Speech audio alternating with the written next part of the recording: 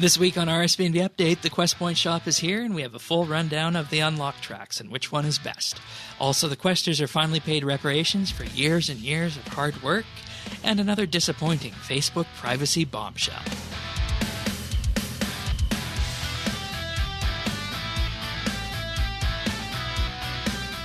This is RSBANDB Update, episode 690, recorded Thursday, September 27th, 2018. Quest Reparations.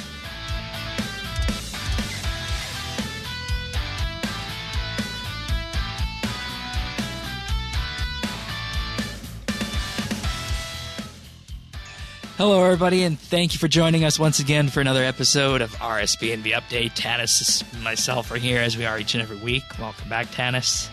Thank you, Shane. How you doing? Good. And also joining us this week to talk about the Quest Point shop is Derp from Clan Quest. You guys remember him? He was on back in April, I believe it was. And, you know, I figure it's good to have someone on from Clan Quest about the Quest Point shop, right? It seems like it would fit, right? Yeah, definitely. Yeah, thanks for having me again. So the Quest Point shop, you know, this was a bit of an update that surprised everyone when it was announced in the behind the scenes for the month.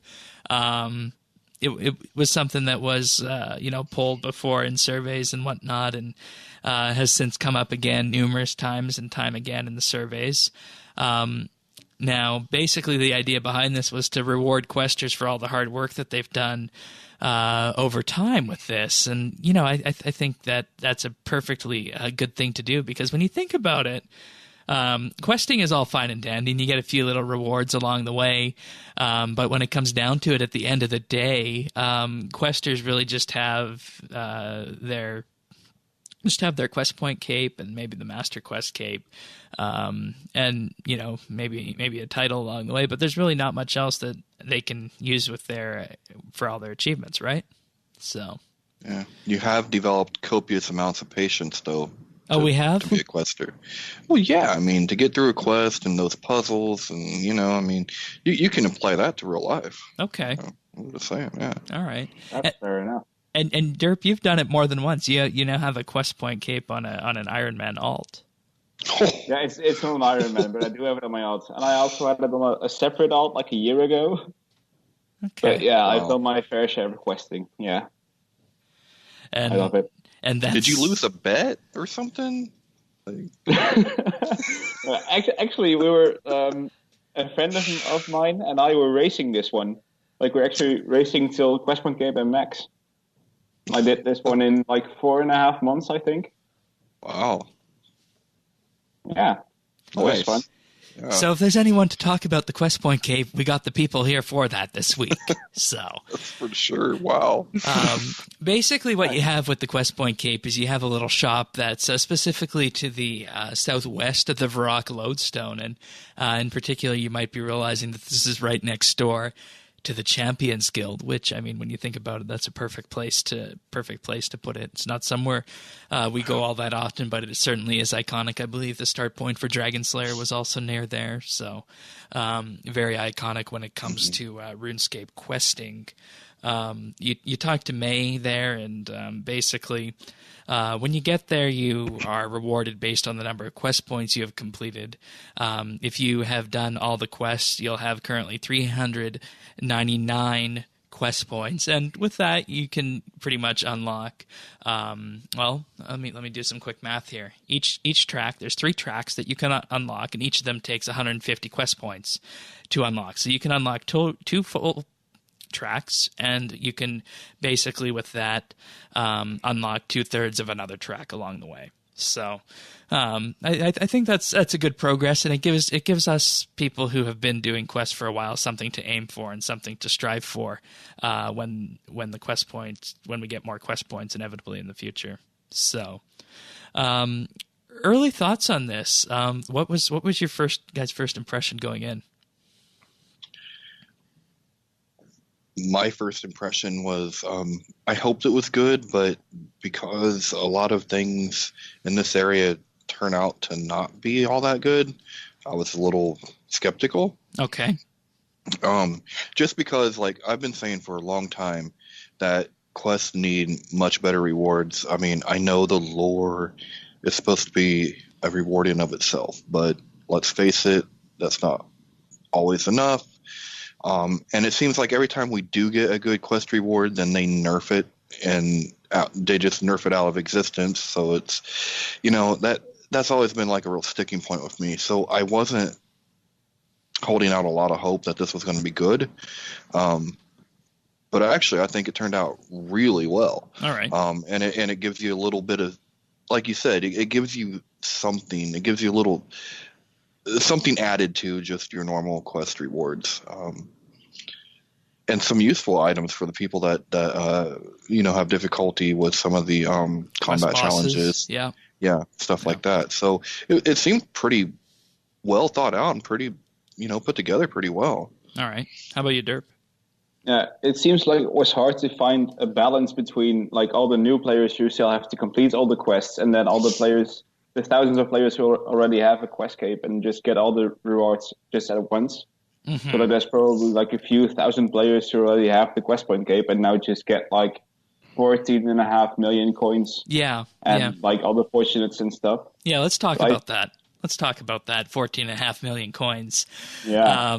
So you get a number of magic dice. You get 4 tier 1, 2, and 3 magic dice, and 3 tier 4 magic dice, because presumably the 4th tier 4 magic dice will unlock at the 400th quest point. Now, the tier 1 magic dice gives you 250,000 GP and an easy clue scroll reward. Tier 2 gives you 500k and a medium clue scroll reward. Tier 3 gives you 1 million GP and a hard clue scroll reward, while the Tier 4 dice gives you 2.5 million GP and an elite clue scroll reward, for a grand total of 14.5 million GP, plus whatever you're able to sell the treasure trail items for. But as we know with how the economy is set up today, treasure trail items don't sell, and you basically disassemble them for fortunate components. Mm-hmm. Yeah. And there was some talk when this came out. Is this intended? Is this a good thing for the game?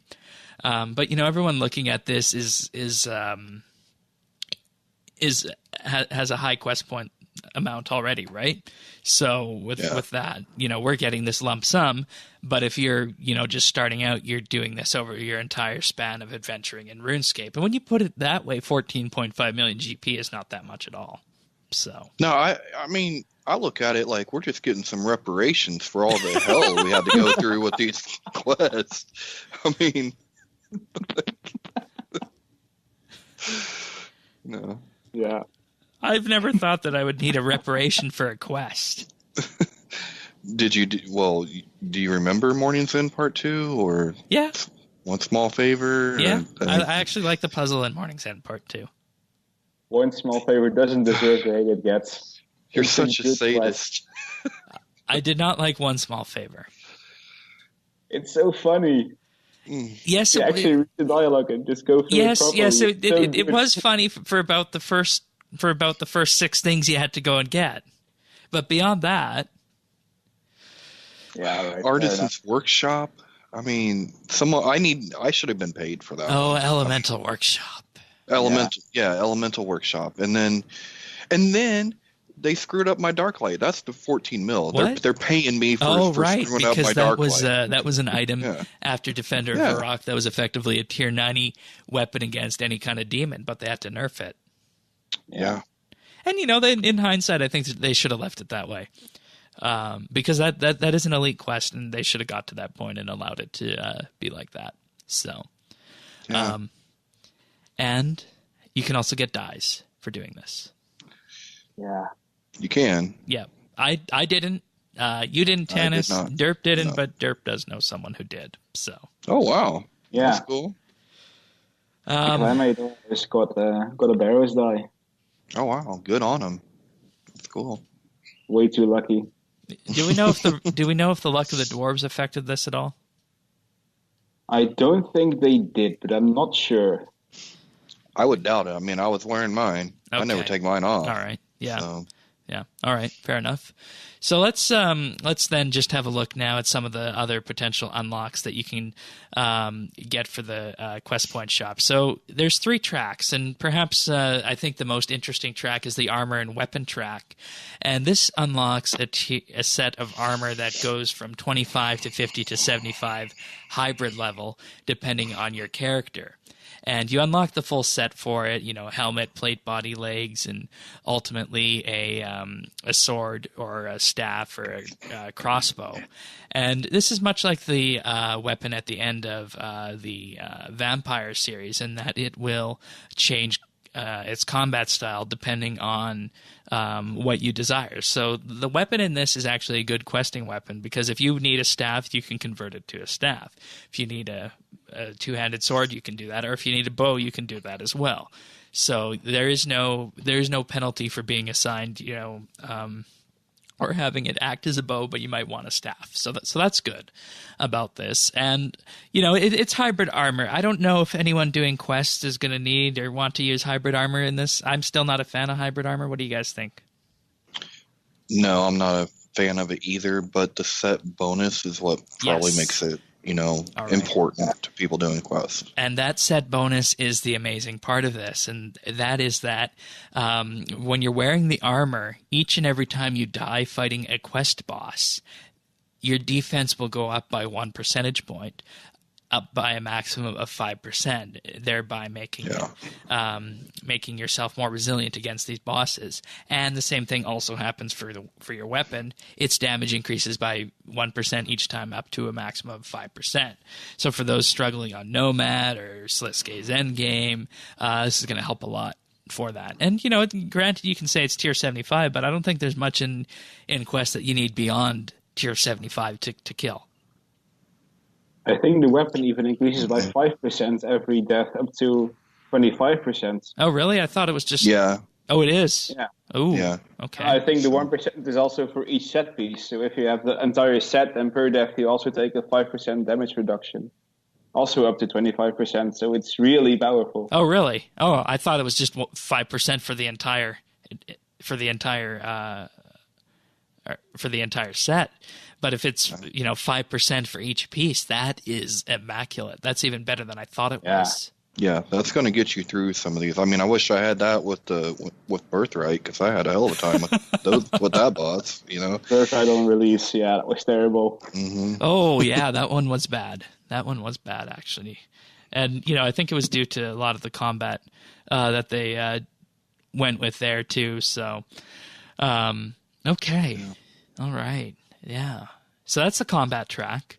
And in total, this is going to cost you 150 quest points to unlock this track. And obviously, I think this is the one people are going to go for right off the bat, right? If they're questing. Yeah, if the people who don't actually have the quest point cape yet, then they will. Okay. Wow, I still can't get over that. I thought it was only 5%. Well, you learn something new every day. Yeah, it's so powerful. It's insane. All right. Let's see if we can top that. The next one is the pet track, and the pet track unlocks the Lorehound pet. And this pet has a number of bonuses to it, including providing quest supplies such as rope and emergency law runes, just to name a few. It also has the ability to increase area loot range as well, if you're interested in that. I know lots of PVM Slayer types are going to be. Oh, I was really close to getting that, because I thought, that would be great. But yeah. But you didn't? No, I didn't. I went with the first route and the last route. Okay. All right.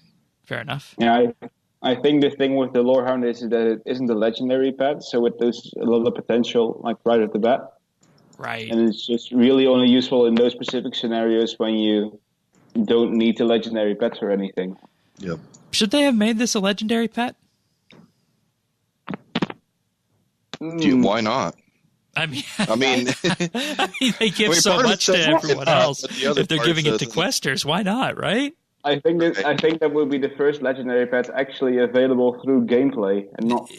And that would have been good. Yeah, Yeah, it would have been. They probably would have hurt their bottom line or something. But who doesn't have a legendary pet today? Yeah. I don't know. I mean, I have one just from Twitch Prime. You got the Prime Colossus, I mean, and if you bought the Premier Club back in 2015, you got one for free as well. Yeah. So, it can also provide a light source, the Bullseye Lantern, a spade. So you could effectively do a UR with that.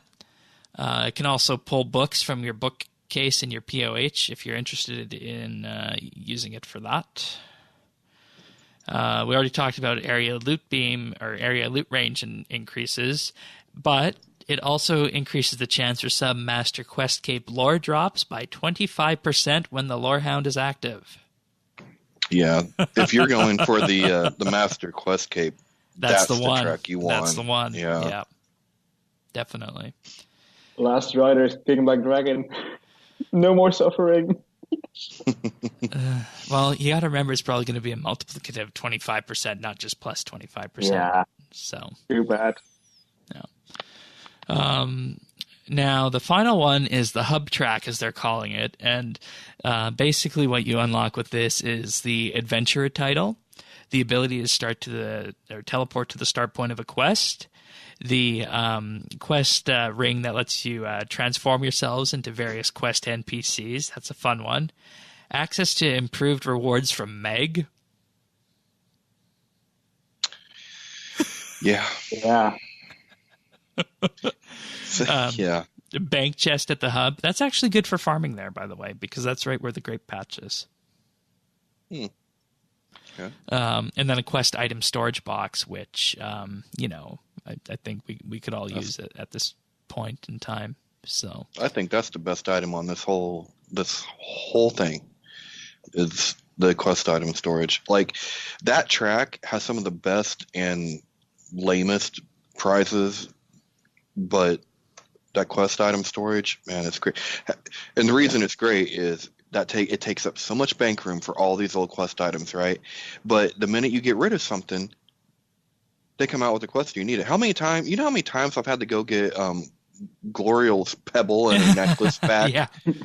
I actually had that in my bank. I had a tab dedicated to quest items. I mean, I do too, but I don't want that tab there. It's not good for anything. I don't, you know what I mean? Unless a quest comes out. So that storage it's great. I haven't quite figured out exactly how it works and why some things don't seem to be in it. Yeah. Let's actually talk about that right now because, actually, before we do that, I'll just say that at 200 quest points, you unlock a pet. I believe that one is Spot. And then at 300 quest points, you unlock the Helmet of Trials, which is a cosmetic override.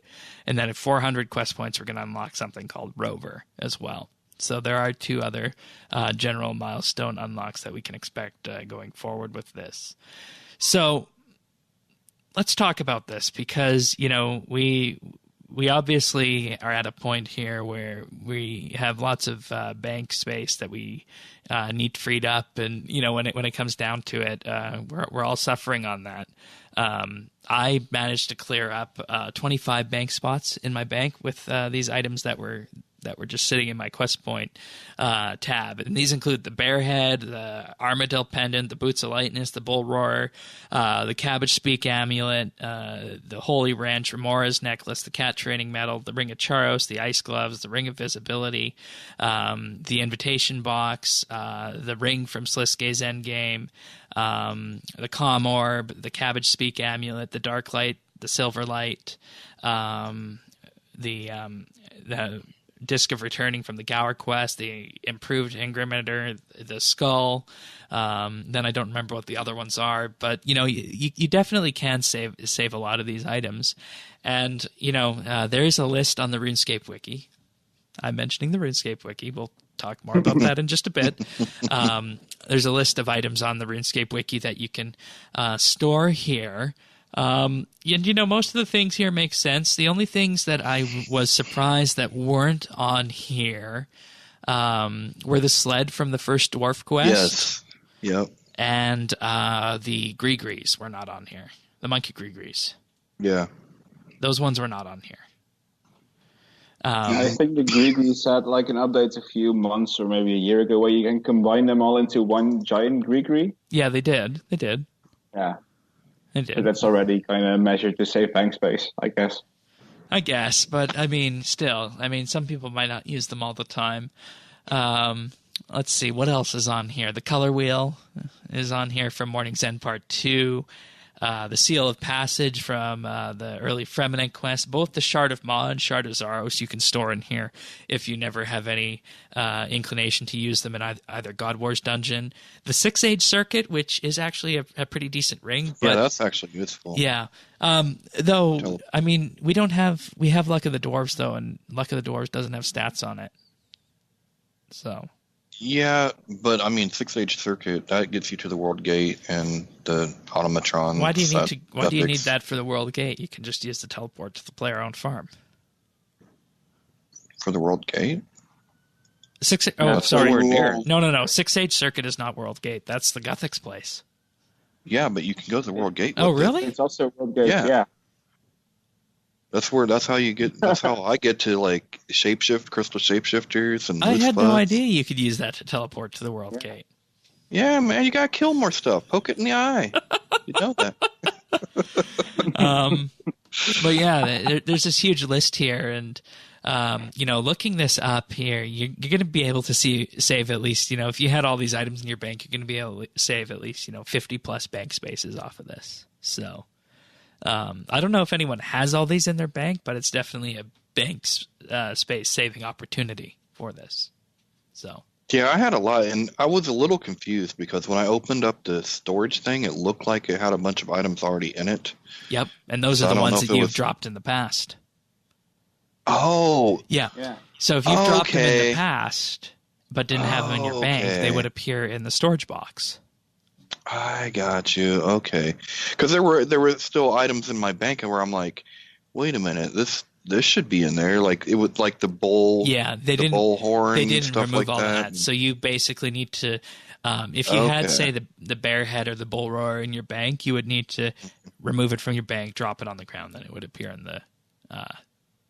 the quest storage box. Oh, sweet! So I don't even have to go there. You just drop them. Yeah. Oh man! And there's you know what else, Shane? This is doing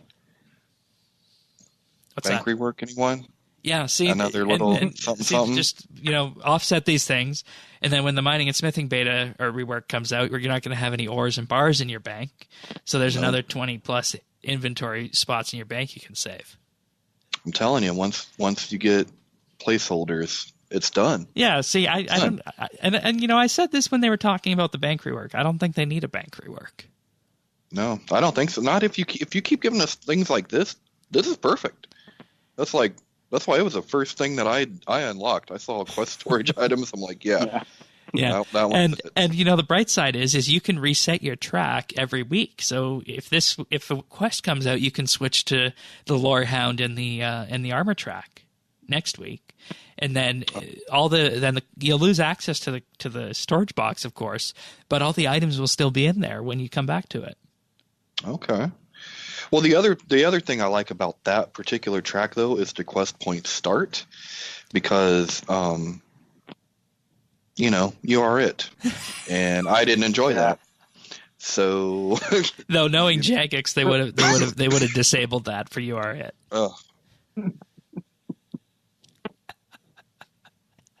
Dave Felice just running around Magruber's forest trying to find the start location. And find that correct tree.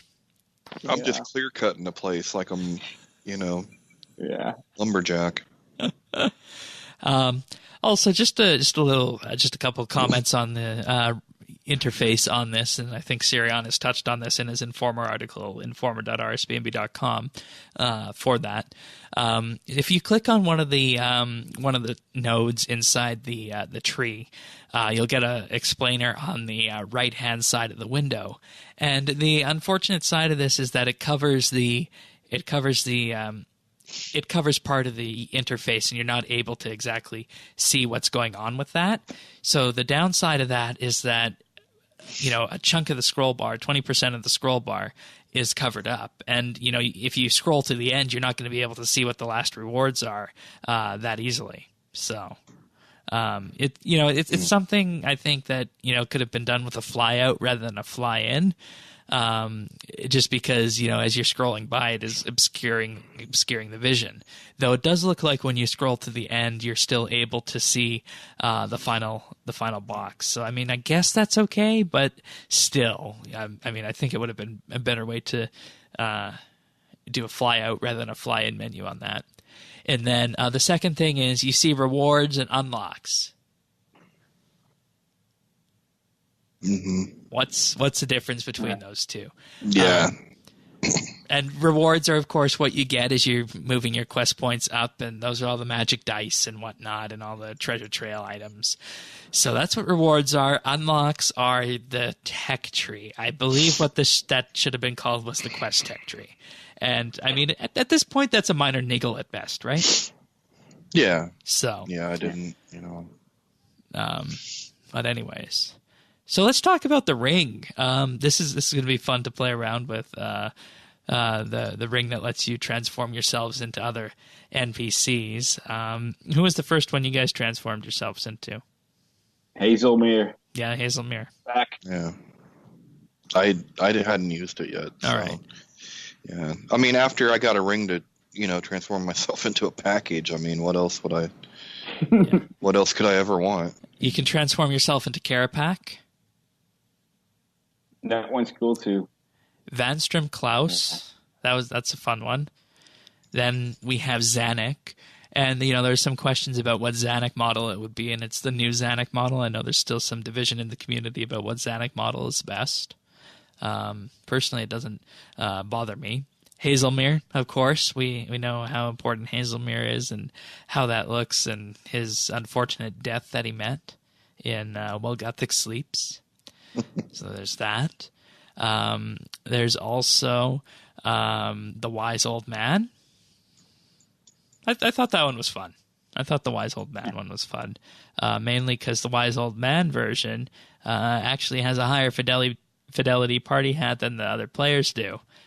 And, I mean, I'm sure he has that on his model in Draenor right now, but it's fun to see your character sitting here as the Wise Old Man like that.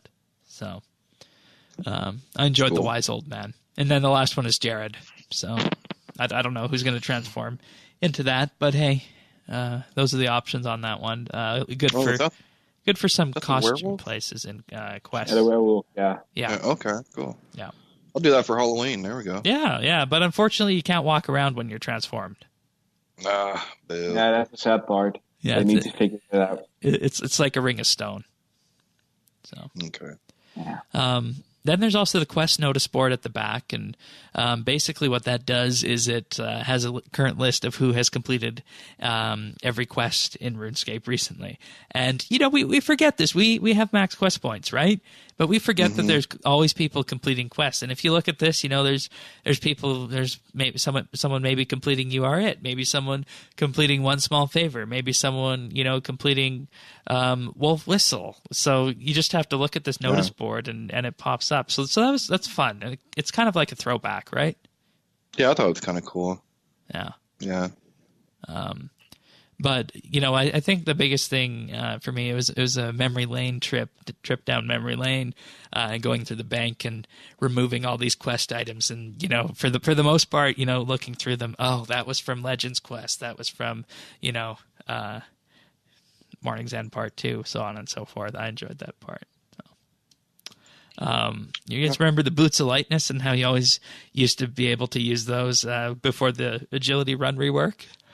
Yeah. Mm-hmm. So, good memories. Good memories. Yeah, I don't know if there's much else to say on this in particular in regards to the rewards or the tech trees on this. I'd like to see more tech trees like this in game in the future. I think this is a good example of rewarding player choice and kind of penalizing it as well for a bit. We still have 51 quest points to go before people will be able to unlock everything. So, jeez. Well, forget that. 51 points. Yeah. You might get 5 a year if you're on a good year. Yeah, the way we've been going. Yeah. So maybe for Jagex's 25th, we might finish the Quest Point shop. Woo! We do know Quest Point 400 will come this year. That's true. Yeah. So, overall, this was good. I'd like to see a tech tree like this come out from Invention, but I mean, I guess we're not going to get that at this point. It's just good. I really like it. So. Yeah. And I think it turned out well. I've yet to meet someone who was displeased with this update, aside from the people who are fear-mongering about the economy on day one. There was one other thing about the updated Meg rewards, where she now gives, I think it's a role on the Motherlode Ma table. So now Meg can just give out Ketsy scrolls and that kind of stuff. Really? Yeah. There were some Reddit posts about this, I think. Someone getting like 2 Ketsy scrolls from Meg. Well, I might have to hit up old Meg again. How you doing? Yeah. All right. I never really liked dealing with her, but if that's going to be an option, we might just have to. Yeah. Shane, no one likes dealing with her, but she's. Sometimes I would send her on journeys that would end badly just out of spite. I think Meg is the moped of RuneScape. Like she's a lot of fun to ride, but you don't want your friends to catch you on one. Yeah. Okay. I'm just trying to think of where we could go with that and how this could, if that improves someone's desire to be on the Meg track. Oh yeah, I'm gonna see what she's been up to now. Yeah. Okay, that's the hub track. So I mean, I guess if you have the bank, that works. I think people were mostly just angry with the fact that Rune Dragon drops are just getting extremely devalued this year with Elite Dungeons, like dropping all their rare drops and then the Ketsy scrolls being available through ports. People didn't really like this, I guess. And I think that's fair enough. Yeah. Well, you got to give a little and you got to take a little, right? And I mean, there has to be balance with this, and I think we're long past due for questers to get their time in the sun with this. So I think we're fine on this. Yeah. So. I don't have anything else on this. Are you guys good? Yeah, I'm good. I think it was a pretty good update. Yeah, so, yeah. I mean, I told you it'd be fine. You did. Yeah, you did. I did. That's good. All right, so let's move on to the patch notes right now. And these patch notes is something that Tanis has been waiting for about a month now. Yeah. I'm going to start with that one just because I think it's the biggest one here and the most important one for this podcast. And that's that unchecked dragon eggs and spider eggs now have a loot beam when they're received as a drop. Woo-hoo, yes! Yay! Jagex. I'll give a golf clap. Yes! Because that's Good amazing. job. We laugh about it and whatnot, and there's the text indicator, but it's a major accessibility issue for people like you. Yeah. Yeah. And when you go dry, it makes you wonder, like, did I miss it, or did it really? Yeah. Have I really not gotten a drop for the last 5 hours? Like, you know what I mean? Like, I'm so glad. I'm so glad. I was hoping they would do that. Yeah. And all it takes is 2. All it takes is a male and female, and then you're off on the farm. Currently, I have like 7 or 8 dragons, I believe. Yeah, my dragons are rocking. So. Yeah. Corrected a message when buying the bank chest upgrade on the Manor farm. Previously, with this update, it would say that it added the chest near the breeding pen, and obviously, we know it's not near the breeding pen. So that's just a fun little one. Milton the Miller. The North Ardoyan Mill has a farming shop icon once again. You got to love these guys' names, hey? Milton the Miller. Milton the Miller. Okay. Small tweaks have been made to increase the odds of a shiny animal. Okay. I like the mystery, but obviously, I mean, after a month, you're seeing that things need to shift and become a little bit more common. So it's fine. After unlocking the bank chest at the Manor Farm, it will now provide bank functions like auto-healing, keepsaking, and the ability to activate the magic skill cape perk and so on. Good. Good. Yeah. Also, unchecked eggs for dragons and spiders now have a loot beam. We already talked about that, but we'll just mention it again. Very fun. Very fun. Maybe I should go back to dragons. What do you think? And try and get some more. I think the prices dropped like a lot since release. Well, I mean, I wouldn't be going to sell them. I'd be going to get them for myself. I'd like to get some green ones. I currently just have blues and reds. So somehow my blue dragons have produced 2 red dragons. I don't know how. Huh. I don't know. Yeah, I don't know. I mean, obviously something happened there. Potions newly introduced at the player-owned farm can now be decanted manually. Okay, that's good.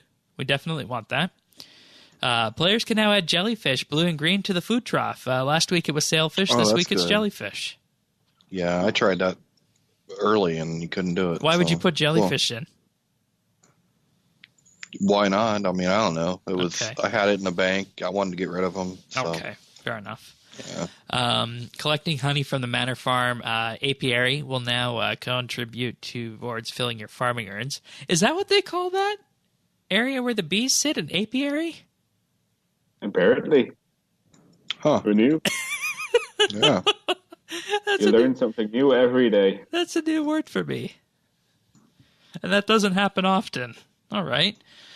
You no longer get a message that you need inventory space when opening the farmer's market with a full inventory. This was caused by a redundant check on the farm totems, and we've instead moved the check to a requirement for buying the totems. As a result, totems will now appear locked if you don't have space to buy one. Okay. And they have also improved the chances to breed a Daemon Cap Zygomite. So, all in all, a little bit few increases here and there for shiny animals all around. So, I think we're rounding out the farm after 3 weeks, and it's finally getting to the point where it's balanced and it's working as intended. That's not to say it wasn't though when it first came out. All in all, a good update on this. So. And I don't know about you guys. You guys still engaging with the farm daily? Oh yeah. Yeah. I haven't really started engaging with it. Farming is not my favorite skill. We'll have to change that at some point. We'll have to change that. Just wait till you feel the love of the toad flax seed, right, Tanis? That's right, man. I've been doing my runs. What's your record now? I don't know because I have porters on. Oh, okay. So I'm not sure. All right, fair enough. Yeah, that's smart actually. Bringing porters on hyper runs. Right. Nice. Yeah, I've actually never thought of that as well. That's good, Tanis. That's good. Oh, okay. Yeah. And it kind of removes the need for the farming cape perk, but hey. I mean, I still wear it, but... Okay. All right. All right. The key ring now appears on the tool belt, allowing players to store keys on their tool belted key ring. I cannot count the number of years we've been waiting for that. That took a while, yeah.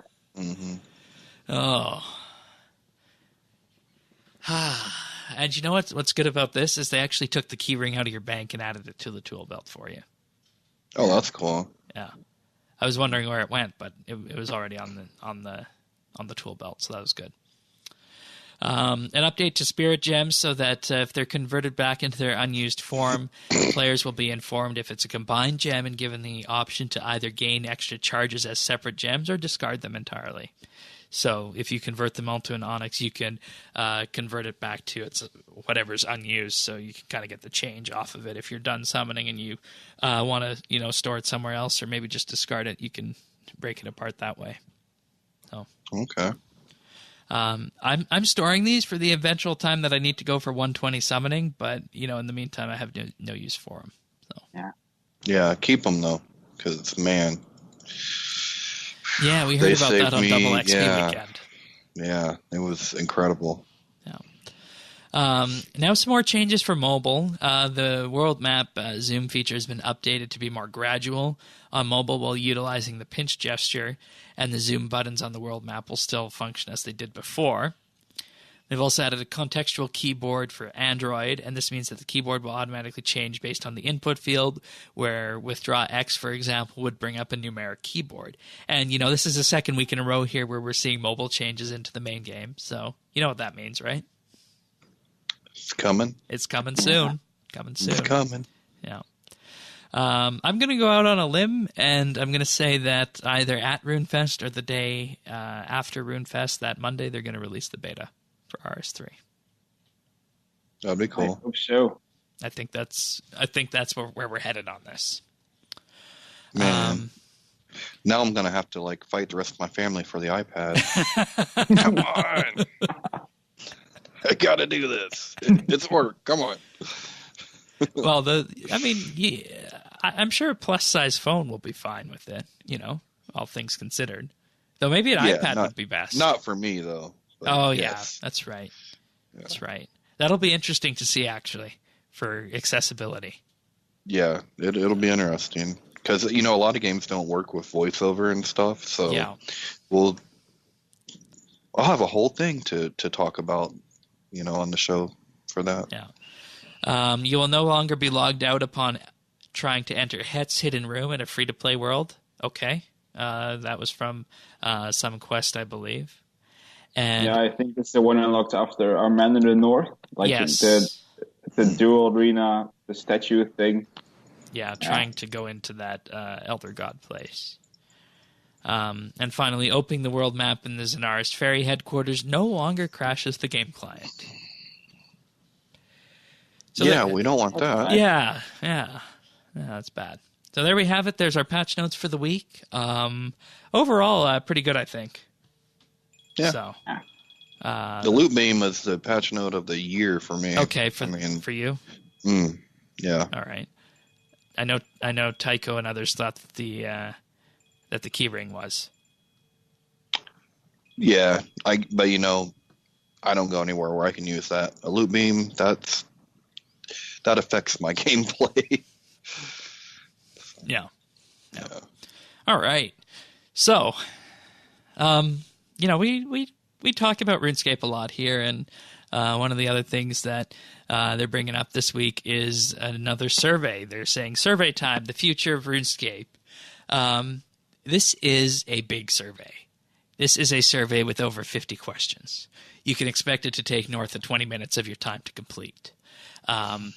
It's basically a survey that is attempting to learn everything about everyone who plays RuneScape. They want to know where you're located, how old you are, what you do, what your education level is, what type of RuneScape you play, how often you play RuneScape, what you would like to see added to RuneScape is one thing as well.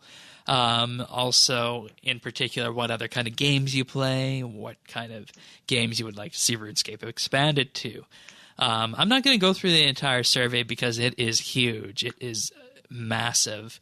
But if you do complete the survey, you will be entered to win a $50 Amazon voucher, equivalent of your country's currency. And 5 lucky participants will receive a huge 60 by 40 centimeter print of the RuneScape map of Gielinor, as we saw in the album cover last week. It looks so cool. Yeah, I would love to win that. Yeah. Love to win that. Yeah, that would be really good. And they even got on here. They got Prif and they got Tyrannin, and then you see where the Lost Grove is, and then you see, apparently we're all living in the same universe here. You see Zaya and whatnot as well, which Old School has, so that's all there too. So you have a chance to win that. Now, on this survey, there are a number of interesting questions to me. The first interesting question is, and I don't know why they need to ask this today, but the question was, how often while playing RuneScape are you doing something else? Are you watching TV? Are you playing another game? Are you listening to music? Well, I mean, 99.9% of people are probably at least listening to music, if not something else. Yeah. I mean, yeah. So that was asked.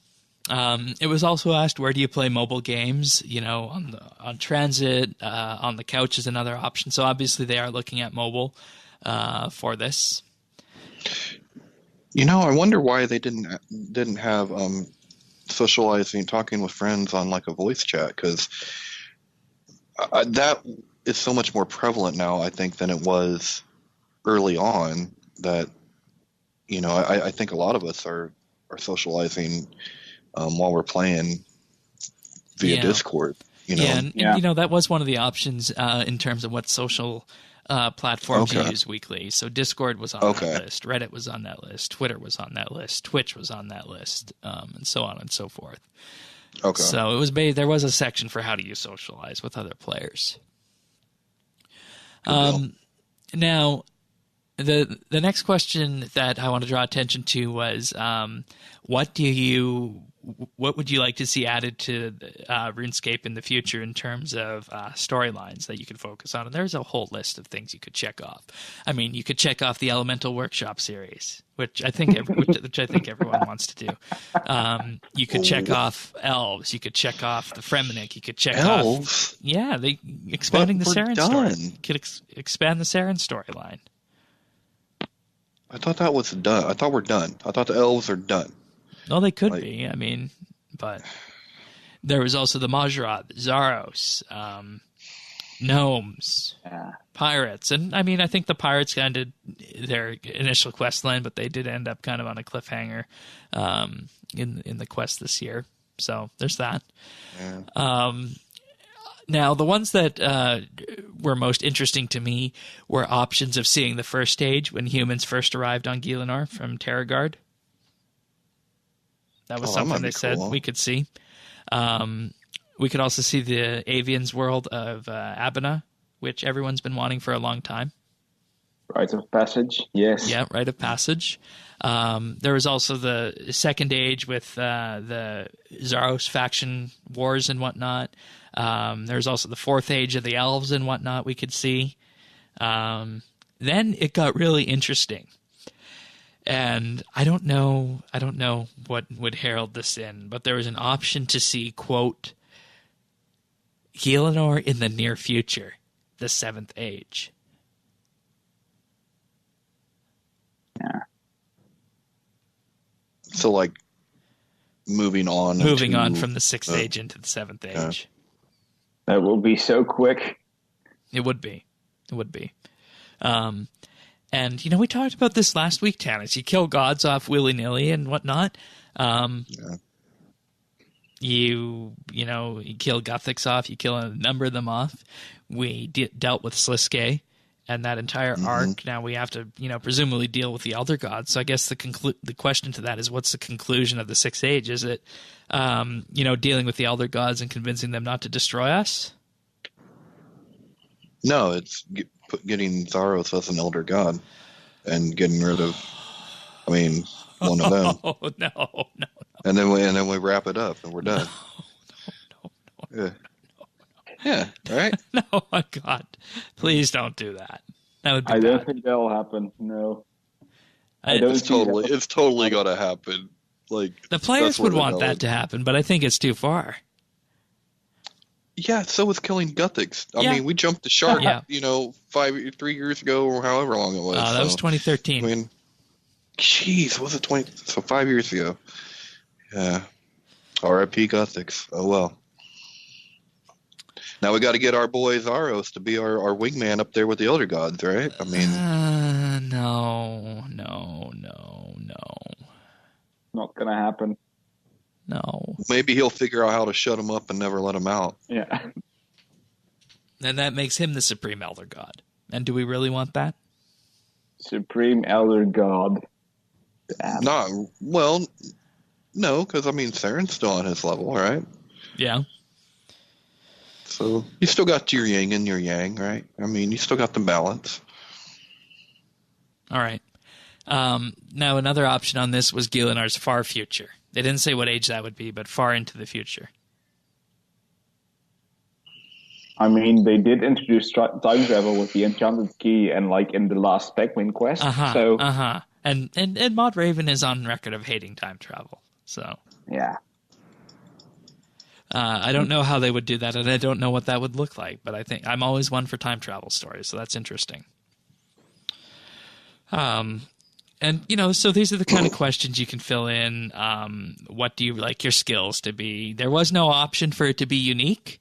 I think the options were high XP per hour, high GP per hour, fun. And, you know, that question was horribly designed because fun is a relative term. What is fun to me is not fun to you. So. Yeah. And, I mean, that's kind of like that old saying, like, you know, you can have it good, cheap, or fast, but you can only have two. I mean, I would like all of those, but if I have to pick two, or I mean, at the very least, I want it to be fun and high experience, or fun and money, or fun. Oh, another option was sociable. Anything. Yeah, I don't care about that, but I want. I mean, that is really odd, the way that's worded. Yeah, and I mean, that precludes something unique like dungeoneering on that survey, right? Yeah.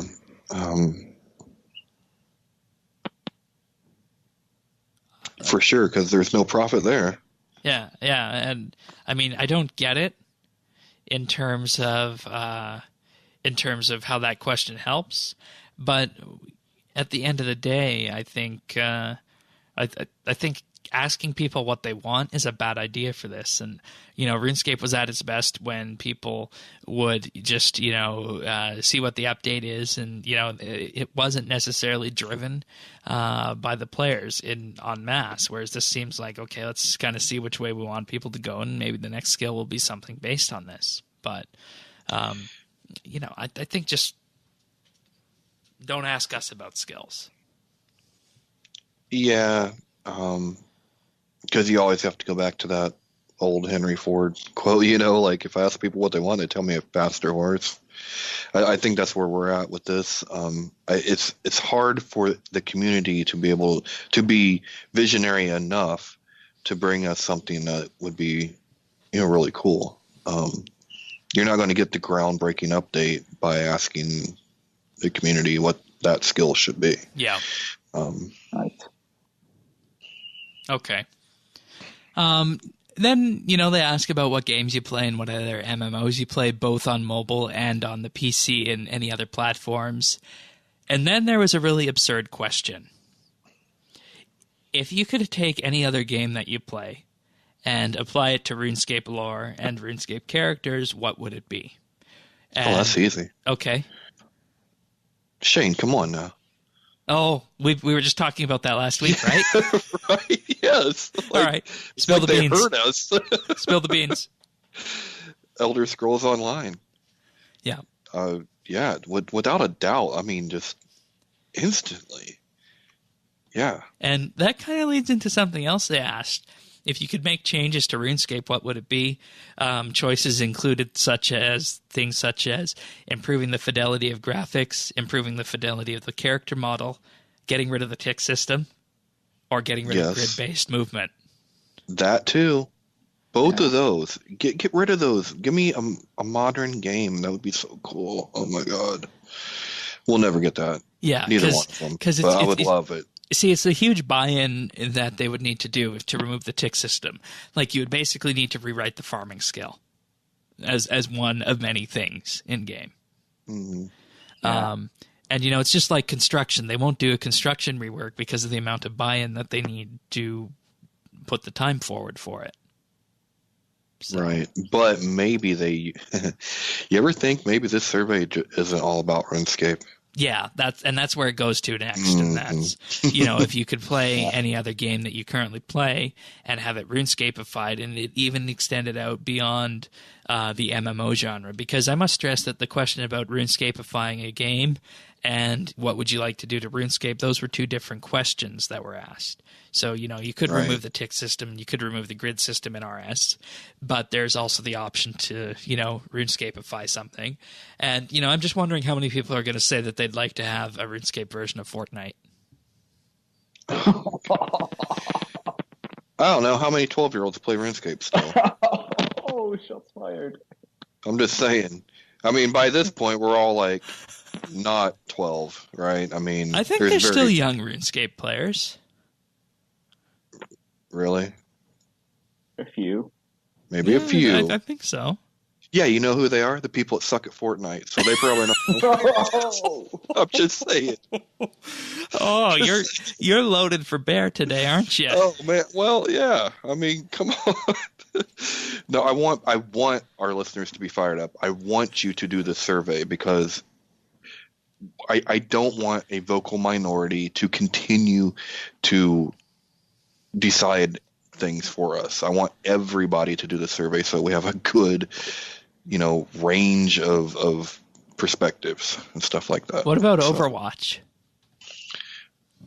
What about a RuneScape shooter like Ariane and I don't think Signature it worked. Heroes Plus.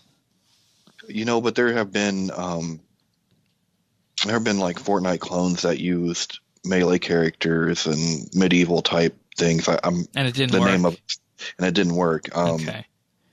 I'm forgetting. Speaking of that, Fortnite turns 1 this week. The Battle Royale mode. Yes. But you got to give it to them. I mean, they were the right game at the right time, and they are raking in the cash. But that's the last thing that RuneScape needs. Okay. They tried the card game. That canceled. You know what? But they were too late on that. Yeah. And had they been like earlier, we talked before, they're too late for the MOBA. Yeah. The Battle Royale doesn't apply to RS. And here's the problem. By the time they come out, if they want to do Battle Royale, by the time that would come out, we'll be on to the next thing. Yeah.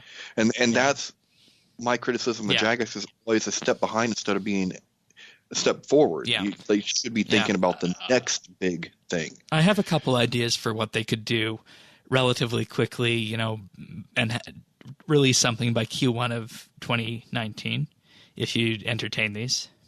Okay. The first thing that they could do is they could take one of the killer features of RS, Castle Wars, or maybe even the fabled mobilizing armies, because everyone always talks about that and how useless it is, or even Soul Wars, and bring that to a massive online audience. Release it the same way they did with RS. Release it on desktop and mobile at the same time. Use the same engine and whatnot, the same technology. And except the difference behind it is that this could be an experiment to remove the tick system and see how fluid RuneScape combat would look in a game that's effectively almost RuneScape, but not RuneScape, and just do it in a limited sense of having, say, maybe kind of like they did with Fun Orb, having 3 different rooms that you can go into. You can go into the Castle Siege room, you can go into the RTS kind of room that is mobilizing armies, or you can just go into the general brawl room, which is Soul Wars. Yeah. So that's one thing. That's one thing they could do and potentially turn out quickly. With that, using RuneScape assets and RuneScape technology and whatnot. I don't know how much engine work would be needed to turn the tick system off. See, I think that would be cool, but I'm not convinced that these questions aren't actually about the unreleased MMO that we don't know what it is. They're looking for ways to expand the RuneScape product into something else. Yeah. Another one that they could do and they could whip out really quickly, and this one could be out by Q1 definitely of 2019 if they wanted to, is they could do an augmented reality location-based game, kind of like Pokemon Go, but I'm not going to say that exact word. It would basically be real-life clue scrolls. You're going around your city, around your town or whatnot. You have these little things pop up, and then they would give you little items that you would store on your phone, and then you could bring them back to RuneScape and get something. That would be so cool. Yeah, I mean, I can tell the clusters are here in force this and week. see, that's Yeah. and that would be exactly be it. It would be effectively a real life quest that you would have to go and pick up. So an example would be is that it could be a clue scroll where you find puzzles along the way, you go to locations to find things, or it could be an actual quest where you go to these different locations. Then you're either presented with a puzzle on your phone, and then it kicks it back to RuneScape next time you open it up, or I don't know. I think there's lots of options for something like that. Like virtual geocaching. Yeah, type of thing. yeah. Tycho would love it. Yeah, Tycho would. That would be so cool. And let's see, we got Derp on board. Yeah, I want this now. Yeah, but those are the two that I immediately thought of when I saw this, and sadly, there wasn't options for anything like that. So, yeah. But I don't really have much else to say on this survey, except it's really big, and you have a chance to win this this piece of artwork. So, yeah, and just please just fill it out, because if you don't, it's only going to be the people that, I mean, you know what I'm thinking, right, Shane? Yeah. The loudest people are going to have much more of a say than they probably should have proportionally. So yeah. So fill it out. It's like voting. You got to do it. So before we wrap the RS segment up, there's one other big piece of news this week. And normally we don't talk about community minutia and whatnot, because that's not what the show is about. But I think this time it's warranted, and it's warranted for good reason on that. And the reason for this is that the RuneScape wiki is moving off of Wikia, and they're moving to two new URLs. RuneScape.wiki and oldschool.runescape.wiki, and they are going to be merged with all the changes that have been made on the current RS Wiki, and they want everyone to move over to the new URLs. And normally this is something that is that's going to be a fairly innocuous thing to do, right? Well, there's actually one more thing as to why this is a really big deal, and that is that the RuneScape wiki is being paid a fee by Jagex to maintain the wikis and the servers. So effectively what's going to be happening with this is that Jagex will be funding the RuneScape wiki, and it's going to remain community edited and community run.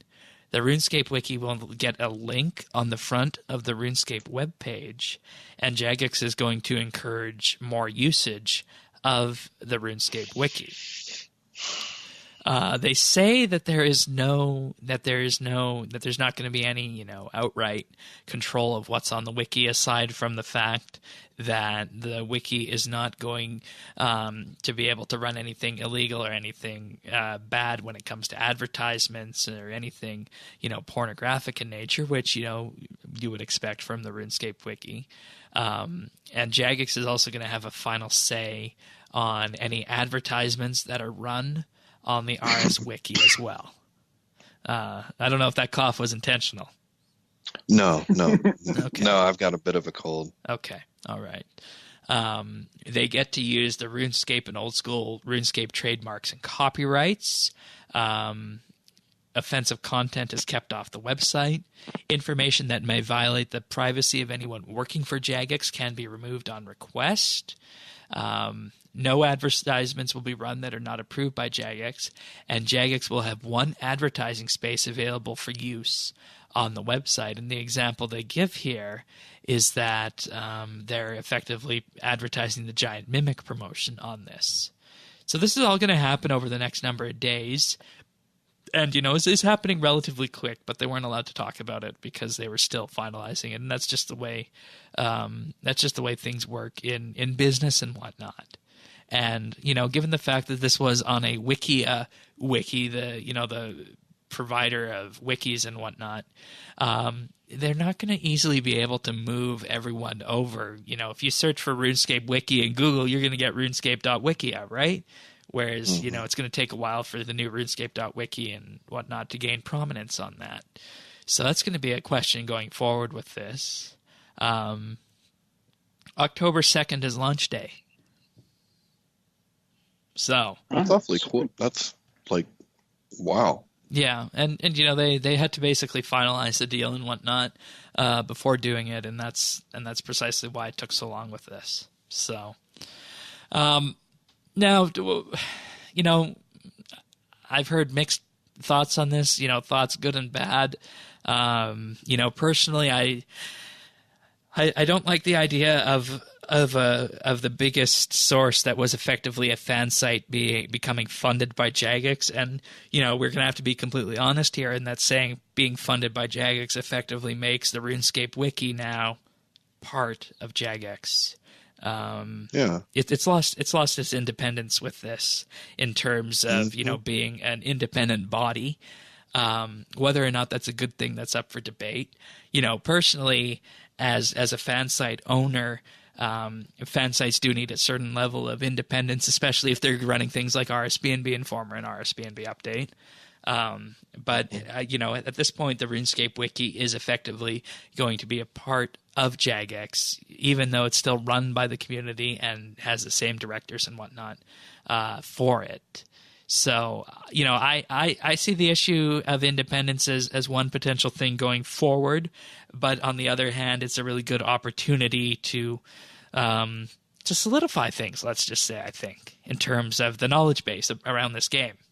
So, well, if first you don't succeed, just go and buy a successful wiki, right? Yeah.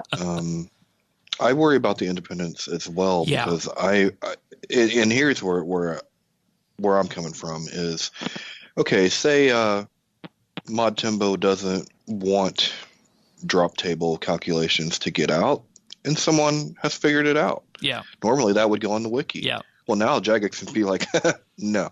Yeah. Pull it. And they're going to have to pull it. Yeah. So, I don't love this. Yeah, I'm trying to pull up the contract. There was actually one of those gotcha clauses in the contract here. Let's see. Privacy, advertising space. I'm not sure. I'm not sure what it was, but I thought when I was reading this, I thought that there was definitely something that could be done. Apparently it is in the contract. Weird Gloop is the company that was set up to handle this, and that's what you do when you're setting up one of these websites. Weird Gloop is the company and will retain final creative control on this. Huh. Well, we know how that works, though, right? Yeah, you have creative control, but you want that money too, right? You don't want to anger. You don't want to bite the hand that feeds you. So... yeah, I'm not sure.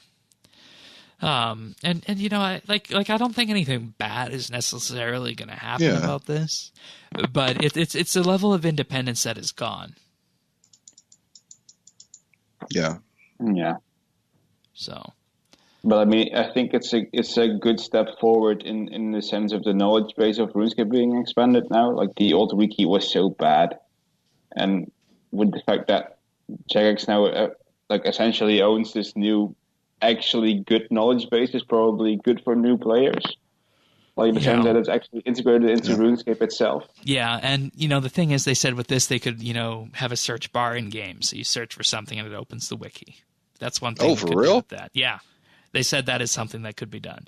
They could link RuneScape accounts to it, so if you want to edit the wiki, it would be tied to your RS account. Oh, so they could tie it in like they do with Twitch. So this is a good. It's a good thing, but it's a give and take situation. Yeah. It's a good bad kind of thing. Yeah. All right. Yeah. So, but I think when it comes down to it, at the end of the day, we're just gonna have to watch and see what happens with this. And if they're going to be doing this, they should also take control of the RuneScape subreddit and inject some civility into that place, because they always post there, right? So why not inject some civility into that as well? and take control of that. Yeah. I mean, I'd be happy with does that mean if they tried to give us bunches and bunches of Jagex money, you wouldn't want it, Shane? Because I would convince you to take the money. I need a job. Well, it's like the discussion we had on the PMOD episode. I wouldn't even take PMOD. So. I know you are pure of your convictions, and I am not so much. So. No. Well, I mean, I am, but I mean, there's a Ferengi rule of acquisition that says every man has his price. There you go. And that's true. Right? Here it is. The contract is up for renewal every 12 months. Should the contract terminate by not renewing or early for other reasons, all support and licenses and funding cease. The domains are returned to Jagex. And if the contract is terminated for a reason other than by us breaching it, Jagex won't use any domain with the term wiki in it for 6 months. All right. Well, that sounds like lawyer speak, and yeah. Not sure. And I mean, 6 months to set up a wiki. You're not that's not enough time on the internet to get something going like this. So, I mean, for all intents and purposes, this could be terminated, and the wiki could disappear for 6 months in RuneScape.wiki. But when it comes down to it, at the end of the day, you're still gonna have 6 months to get back onto Wikia or get somewhere else. So. I don't know. I think there's definitely stuff in this contract that wasn't published on this post, because there are, anytime you're looking at one of these contracts, there needs to be a section of it that outlines termination of it by both parties, and we're not seeing that, so we don't know what that could be consisting of right now. So that's just something to keep in mind going forward. But I don't know. We'll see how this goes. If it goes well, I think they should take over the RuneScape subreddits. Now that I'd be in favor of. All right. All in. All right. So we're going to move on to questions right now. But first, I'd just like to take a moment to thank our wonderful Patreon supporters this week. In force, we have Cody T, Nora, Kyle, and Brock H. Thank you guys once again for your continued support of RSBANDB Update. We'll have the monthly bite out before the month is up this month. We're covering the different kinds of RuneScape players, so that one will be a fun one to talk about. And in case you're wondering what this is all about, you can head on over to patreon.com/RSBNB.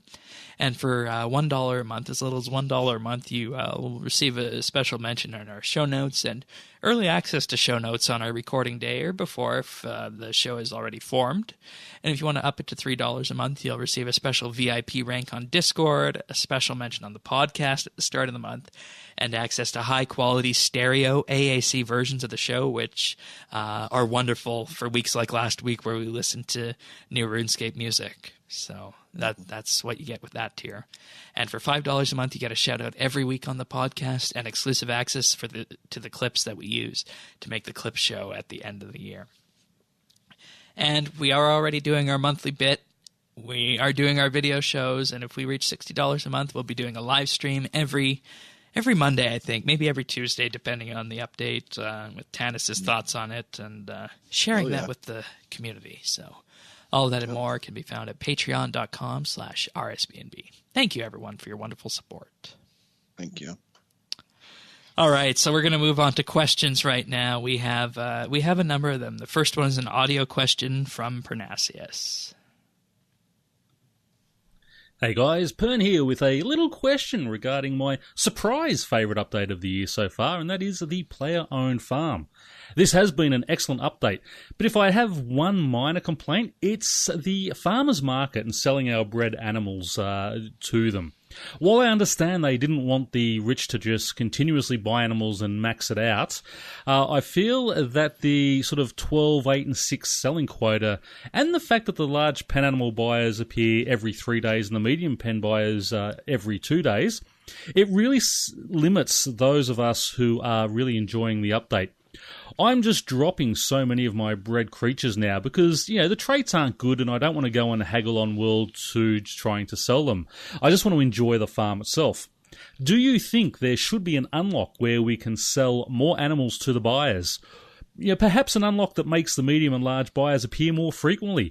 Perhaps they just introduce a scaling sales market, similar to what they did with the corrupted scarabs in Menaphos, whereby once you reach a certain number, the returns diminish by 10%. So, for example, if I sold my first 12 rabbits at 30 beans, the next 12 will sell for 27, and then if I have another 12 after that, it'll be 24, and so on, down to a point where you'd only be getting sort of 1 or 2 beans per animal.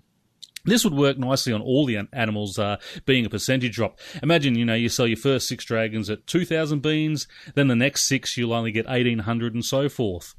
Even if they made it a 20% reduction per grouping, or 10% for the small, 15% for the medium, 20% for the large, I think it would benefit the farm greatly, especially since they don't stack in the bank, and dropping them is the only real option. It just feels like sort of a waste. Looking forward to your discussion on this, and as always, happy escaping to you all. An update that allows people to sell NPCs or animals infinitely would not be good, because as I have outlined before, you get your pens going and you get your animals breeding, you get zygomites and you get dragons going. You're going to have, at least 1 dragon and 1 zygomite appearing every day, and that's 2,800 beans. And if you're lucky, you could potentially get other dragons and other zygomites as well, putting you up to that many beans right now as is. So imagine that number increasing even further beyond that. So I think infinite is definitely a no-go. And, I don't know. I don't deal in the small animals. What do you guys think on those? You guys deal in those, Tanis? Yeah, I do. Okay. I do the chims. And? I think we could increase the number a little bit. I probably wouldn't do an infinite thing, but maybe there could be an increase to the number that you would sell. Personally, I've never ran into this problem. So kudos to Pern there. He's knocked it out. But maybe instead of 12, maybe 16 on the small, because they do breed, pretty quickly. I don't even have mine in a breeding pen. I just have the thing where they can breed in their normal pen, and I usually get at least 2 every time I go check, which is probably like twice a day. Yeah. So, and I think the best course of action that they could do for this would be to, if they were to do something like that, implement, the percent reduction for beans. I would just keep everything at a flat 20% as to not, encourage the farming of smaller animals, because, the medium ones, even if they were at 15% reduction for that, that would still be a lot coming from the zygomites. So I think they need to, I think we're actually at a good state right now, because the way I'm going and the way this is going, if there was any more to this, if you could sell any more than you can currently sell today, this would become the main method for trading and farming via the magic beans, which I don't think is a good idea. If I was to do anything, I would make it prohibitively expensive. I would make it 10,000 beans to unlock the cap for the small pens, 15,000 for the medium pens, and 20,000 beans for the large pens, just to be able to sell the extra animals like that. So it would need to be prohibitively expensive, I think. And I don't know. I think we're fine where we're at today, honestly. Because I can never sell enough dragons in a day to make the person go away. Yeah, I can't either. So, though maybe it's because I'm lacking males currently. I only have 1 male. Well, the thing with this is, though, once you have too many, then you're in this spiral. Yeah. You know what I mean? Like once you have sold 6 in a day, now you're in a spiral. And so I think that's kind of, I mean, that's why I would maybe increase it a little bit, but maybe not do a whole unlock. Okay. Yeah, I think the point being made about bank space is quite relevant here. Like, a day of release, there are people who had like tons and tons of rabbits just in their bank ready to sell. Yeah. And maybe the problem is that the things you get with beans are just too cheap or something. Like magic beans are definitely overpowered like that. But maybe just the solution is then to make those more expensive and not limit the amount of animals you can sell. Or is like find a solution in a different direction rather than limiting bank space in like even harder. Yeah, and you know, I don't have a good enough answer on this because I'm short on males and I don't have enough males to breed outside of the breeding pen for the dragons. But if the zygomites are any indication, I get 1 or 2 baby zygomites a day just from the medium pen. Yeah. So, I think the best option would be a tail off. Just have a decrease to down to 10% of the bean value at the end of it, kind of like the double XP used to, like 0.9, 0.8, all the way down to 10% worth. So at the end, a dragon is only worth 200 beans, and if you're going to give a dragon away for 200 beans, you're kind of crazy at that point. I think. Yeah. I think that would be the best way of going about that. And I mean, if they even wanted to discourage that, they could make it still a purchasable option for, say, 10, 12, and 15K beans for the small, medium, and large pens. So I think that would be the best way of going about it right now, rather than, changing the cost of anything or just, outright allowing it to happen. So, it's good because that way then people can't just, go to World 2, spend 1 billion GP and buy, 100 dragons and, trade them all in for beans and then sell those beans for the elder wood seeds and then just do that on double XP weekend. And lo and behold, 200 mil farming. Boom. Yeah. So. All right. I think that handles that one. I'm good with that. You guys good? Mm-hmm. Yeah. Okay. The next one is from Bill. Hello, Shane and crew. I'm a returning player, and having played sporadically since RuneScape Classic, this time around so much has changed that I no longer recognize the game. It doesn't resemble at all what RuneScape used to be like, and I have several questions. And he says, number 1, how do you actively start doing the PVM content in RS? Is there an explain like M5 for this, starting from the very basics like revolution bars, ability rotations, all the way to gear setup and boss mechanics? It's obvious that there's so much content there, but most of it is so opaque it's really hard to know where to start. Number 2 is how do you get the Nox equipment when you have no money and skilling just doesn't make anything? Am I doomed to be spending hours upon hours popping div bubbles like Tanis does? What's the deal with people keeping their comp capes at any cost? Surely there was a time before they had the comp cape where why did they rush through any new content then complain instead of playing it through properly? Thanks for all the work you put into the show every week. They always brighten up my Fridays, sometimes when I listen and sometimes when I stop listening. I look forward to your answers on the show. Thank you for those. So, number 1, I'm going to direct you to the Combat Academy in Lumbridge for this, actually. Specifically Revolution bars and Action bars. They updated the combat tutorial not too long ago.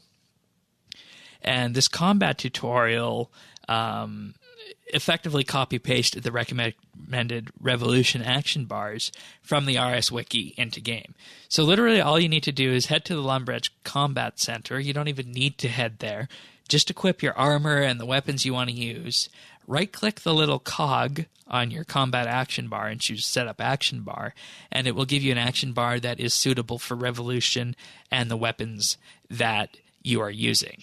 So that's one thing.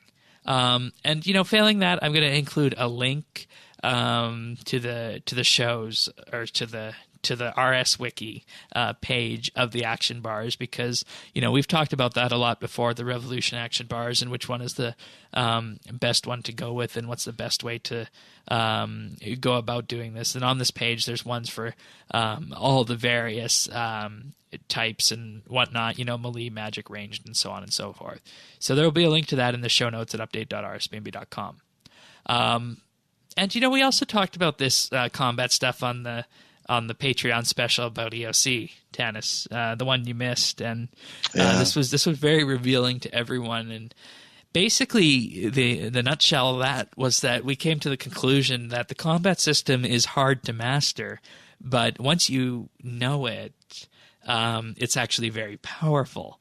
So, I think, just wrapping your head around the action bar rotations and whatnot is a good start. And, to be honest, if you're just doing Slay, you really don't need that much in terms of optimization. Granted, you just don't want to start slapping things on there, but I think we can all agree at this point that setting it up in-game is going to be the best way to go using that tool, right? Yeah, I was thinking, didn't we have... I thought we had some action bar suggestions on RSBANDB. We have an action bar combat calculator ability share, but we don't have action bars that we have set up on there that are recommended at this point. Okay. Yeah. Okay. I knew we had something like that. I think, starting out the Combat Academy is probably a good place, but I would definitely go, I would set up with Revolution to get familiar with how the abilities work, and then also triggering your own thresholds and ultimates. That'll give you a chance to keybind those to where you want, or whatever, get them on your mouse. But it'll kind of give you an idea of when to trigger those things off. And I actually think that Slayer is a good way to develop that in the beginning. Now, I'm not talking trash mobs. I'm not telling you, but certain, intermediate to high-level Slayer mobs, you're going to be able to be using your thresholds and your ultimates and stuff. You're going to use Death Swiftness.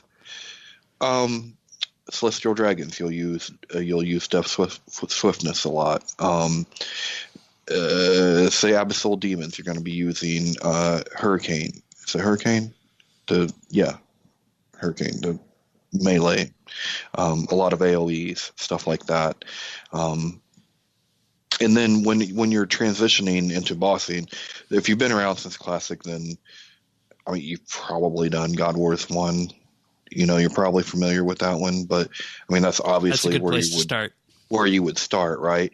And then once you have that down, I think then naturally you move on to God Wars 2, right? But once you have Queen Black Dragon first, maybe. Okay, QBD, yeah, QBD. QBD is kind of a strange duck, though. It's got a few different. It's not just a straight fight with that one, though.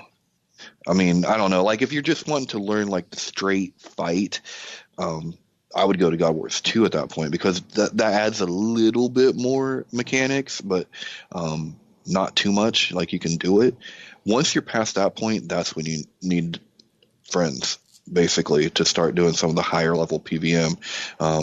You need a Dave in your life to carry you on their shoulders if need be. But that would be, that's my recommendations. All right. You have any combat recommendations, Derp? I'm not much of a combat person myself, but I reckon there's some good Revolution Bard guides on YouTube. Yeah. Yeah, and, we found, really just using the in-game setup at this point is actually a good way to go based on the changes that were made to it. So that's that. And Bill, I'm actually going to send you something as a reply to this question in the email as well that'll help with this too. So look for that. Number 2, the Nox equipment. When you have no money and skilling doesn't make anything. Yeah. There are ways around that, though. because you don't have to start off with Nox, right? Correct. Yes, that's best in slot. That's what that's what you want to aim Right. for. But there's absolutely And for nothing comparison's wrong. sake, right here, going from a tier 90 Nox weapon down to a tier 85 is about Exactly. 6% damage difference. 6%. Exactly. And And those you're not going to are need cheap. that for Slayer. That's 6%. Yeah, until you have the money for Nox, use the God Wars 2 tier 85 weapons. Those are, I mean, they're cheap. Another thing, if you have been doing your ports, the ports weapons are really good. Oh yeah, yeah. They don't have a staff, but that's The mining okay. and smithing rework, when that comes out, you'll be able to make your own. Yeah, that's going to be wonderful. And as for like, I mean, right now, money making, get on your farm grind, man, because it's I mean, it's less now, but farmers were making okay money. Oh yeah, we still do. It all comes down to the herbs.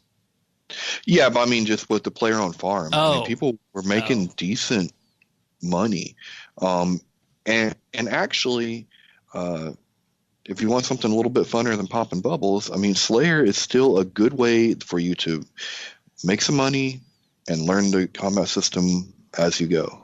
So, I mean, I guess I recommend that. Yeah, and I mean, if you're also in a gambling mood, you could do hard clue scrolls. I think those are the best for money out there, but that's going to be hit or miss, right? I think. Yeah. Yeah. Shane with all the like just sadistic suggestions here, just like go beat your head on the wall for a while, you know? What is sadistic about any of this? Clue scrolls are so hard, dude. Really? I think I think 1,700 clues dry of a die, I think. Oh. Around 1,700. Yeah. Oh. Clues aren't thanks to me. That I hurt for you. Ouch. Jesus. But maybe my luck will transfer to your audience and they will get all the dice on their first clue. Wow.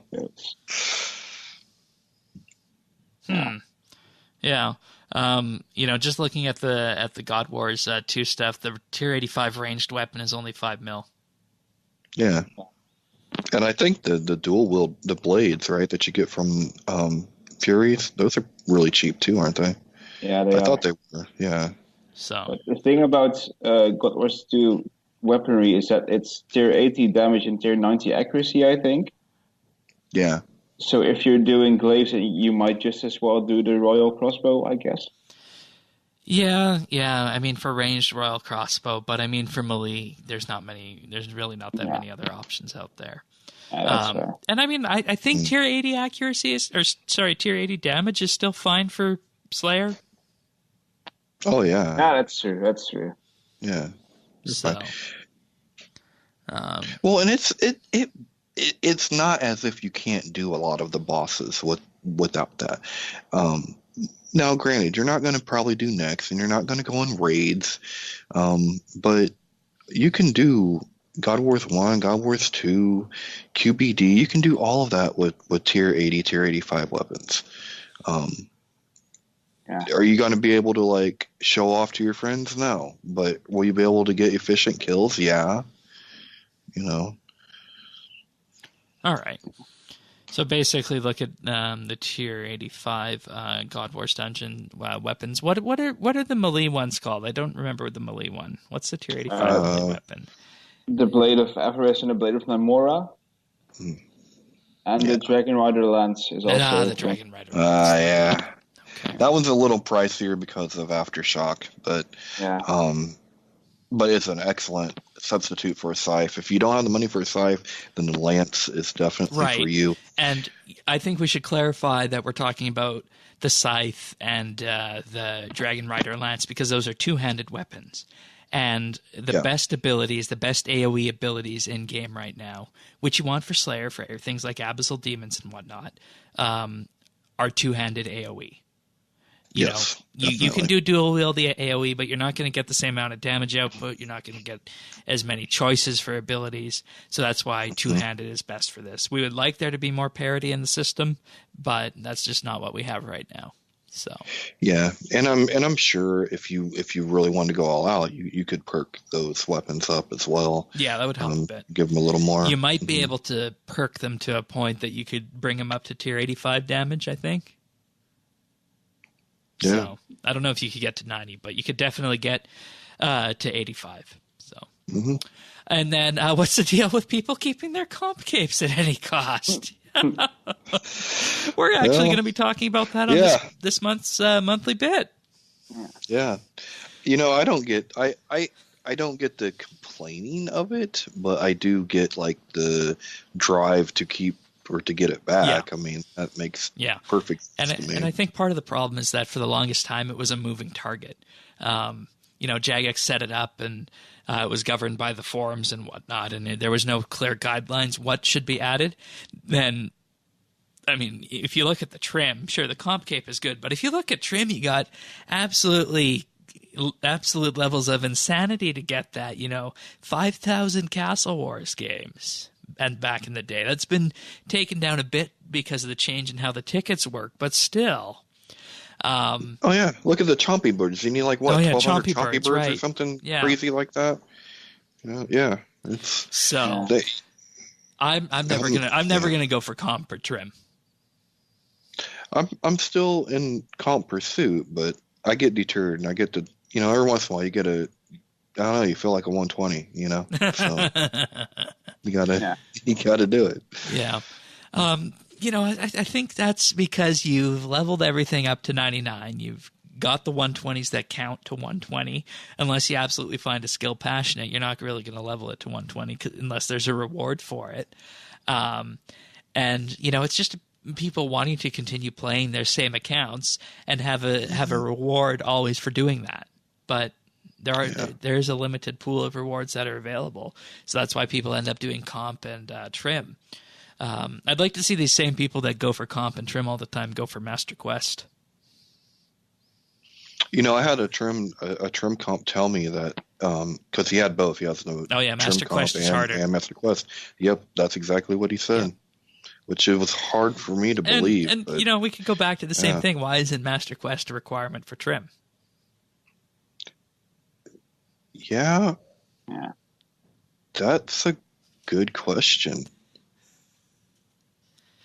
Of course, we are biased here. 2/3 this panel. Yeah, you know? Definitely. Yeah, but I'm not, and I actually think that is perfectly fair. I mean, lore should have a place when it comes to trimmed. You know, not necessarily comp, but when it comes to trimmed comp, I look at it as like that's completing the game. You've completed the content of the game.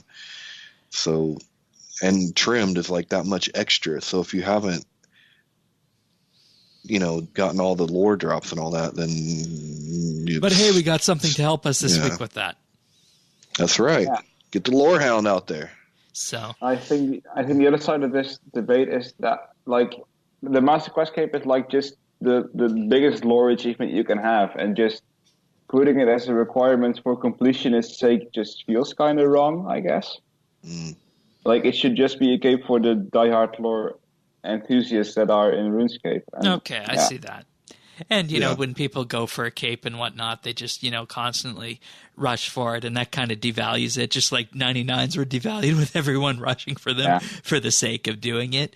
And, I honestly don't get the reasoning why people do that. And, we saw this with the player-owned farm, Dragon Eggs 40 million on launch. Yeah. So... It does have some downsides and whatnot, and we actually are going to be talking about this weekend on the monthly bit. So, but I agree. I call myself a casual player in that regard, that I just play through the content and get to things when I do. So, I think the problem with comp also is that it's the best, the best in slot cape. Yep. Yeah. Yep.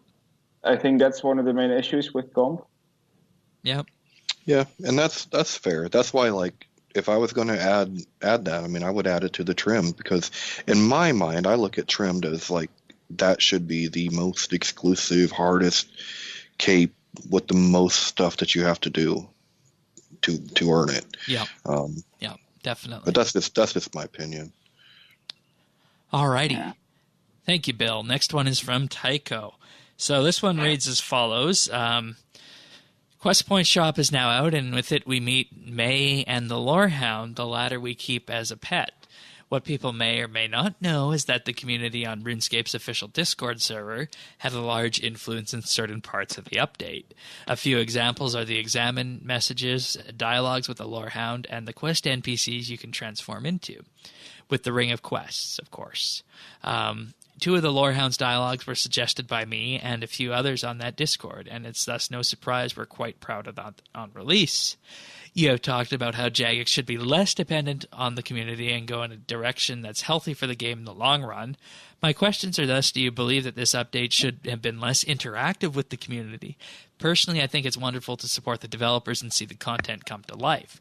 Also, what is your opinion on closed player testing? On one side, it could be seen as a way to ensure quality before the release, and on the other, you could see it as favoritism when it comes to choosing the players. I hope you have your bag ready to go, because I will see you very soon in London. Don't forget to bring a souvenir from Canada, and I'm looking forward to giving you a bear hug to remember. Cheers from Tycho. Oh, he's just a big old bear. I think when it comes to lore and examine info and dealing with the community on this kind of update, I think that's absolutely fine. Compared to, if they were just going to, outright, say, hey, what should our agenda be for the next 6 months, yada, yada, yada, ding, ding, ding, and off we go, right? Yeah. But lore, examines, and whatnot, that's fine. I think that's actually really good. Where I would draw the line is putting people like Preslake in the game, because I think that's obviously breaking the fourth wall, and personally, I don't think the achievements of that character are worth an in-game NPC at this point. So, yeah, well, yeah, or what's his face when they acknowledged and celebrated the bug abuse of Duriel. Duriel. Falador Massacre. Yes. Yeah. Oh, that was bad. I mean, and I agree with you, Shane. Like, in this kind of an update, perfectly fine. Oh, yeah. This is the kind of update that you want. Community lore is sometimes the best. But, right. It's just that, like, when it comes to quest and stuff like that, I don't think you can. Quests, quest lines, quest direction. Yes. Yeah, like you can't write by committee. I'm not a fan of that. And when you're asking someone what's the next big thing, you can't ask the community about that, because most people are not going to visualize what that could be, and we shouldn't. I mean, we're the consumers, right? And that's why people can play old school if they want that. Yeah, exactly. So, but yeah, I mean, this is personally fine, and I think it's actually really good that they did this. So, it's kind of two different pages there to be looking at. Derp, what do you think about this? Yeah, I'm not really sure, actually. I think the points you raise are fair, but Old School as a game with a lot of community involvement has been very popular, and I mean, maybe it wouldn't work for RS3 because it's just a separate game and it's evolved completely differently, of course. But there is something to be said about community involvement because, well, Old School makes it work in that sense. But yeah, definitely, I think JAG itself should mainly, they know best what the best direction is, I guess. Yeah. All right. I'm not sure. And in regards to player testing, I think you absolutely do need to do player testing. Closed player testing is the best way to go because then you can sign them to a physical, legally binding NDA, and you can guarantee that they're not going to go on social media and blab about the update, or say what the drops are and whatnot. And granted that you might give these people a few extra days, chance to do that. But hey, I mean, if Jagex didn't want that, they could say, your RuneScape account, Shane12088, that comes in for playtesting is not going to be allowed to interact with this content for 2 weeks after release. Now, when you say that, does that mean that you have to, you have to do this testing on site? Yeah, you would definitely have to do it on site and sign the NDA. See, then I don't agree with that. I think you could sign an NDA because, I mean, if you're doing that, then what are you going to do? You're getting people from Cambridge. That's it, or the surrounding area. Yes, because they did actually have that poll that came out that said, "Would you like to play test?" And you have to be able to make it to Cambridge on your own. Yeah, that's not right. And they've already had numerous waves of them come in since the end of August. But look, what I mean, you would have to have the means to get yourself over to Cambridge. Yep. This is, I don't feel like that's right. So basically, we're talking about people who are going to be living in the bottom part of the UK then. Yeah. I mean, essentially, or filthy rich. I mean, why couldn't it be a secured playtest server that you did sign an NDA for, and could do it from anywhere in the world? But they've never done anything like that before. I just think that would be more fair. Otherwise, it's not a good reflection. Yeah, and see, the reason I went immediately to close playtest in person is because when you're testing software with people and you're trying to, let's just say you're measuring something for usability, for example, right? You want to have someone who can sit next to the person when they're using it to monitor where they first move their mouse. Whereas if you were doing that online, you wouldn't get that. So there are things they could be watching you, though, couldn't they? I mean, they could be watching your screen. I mean, how you're interacting with it. They could do that. They could. You're right, they could. But I don't know if anyone's ever done remote beta testing like that before.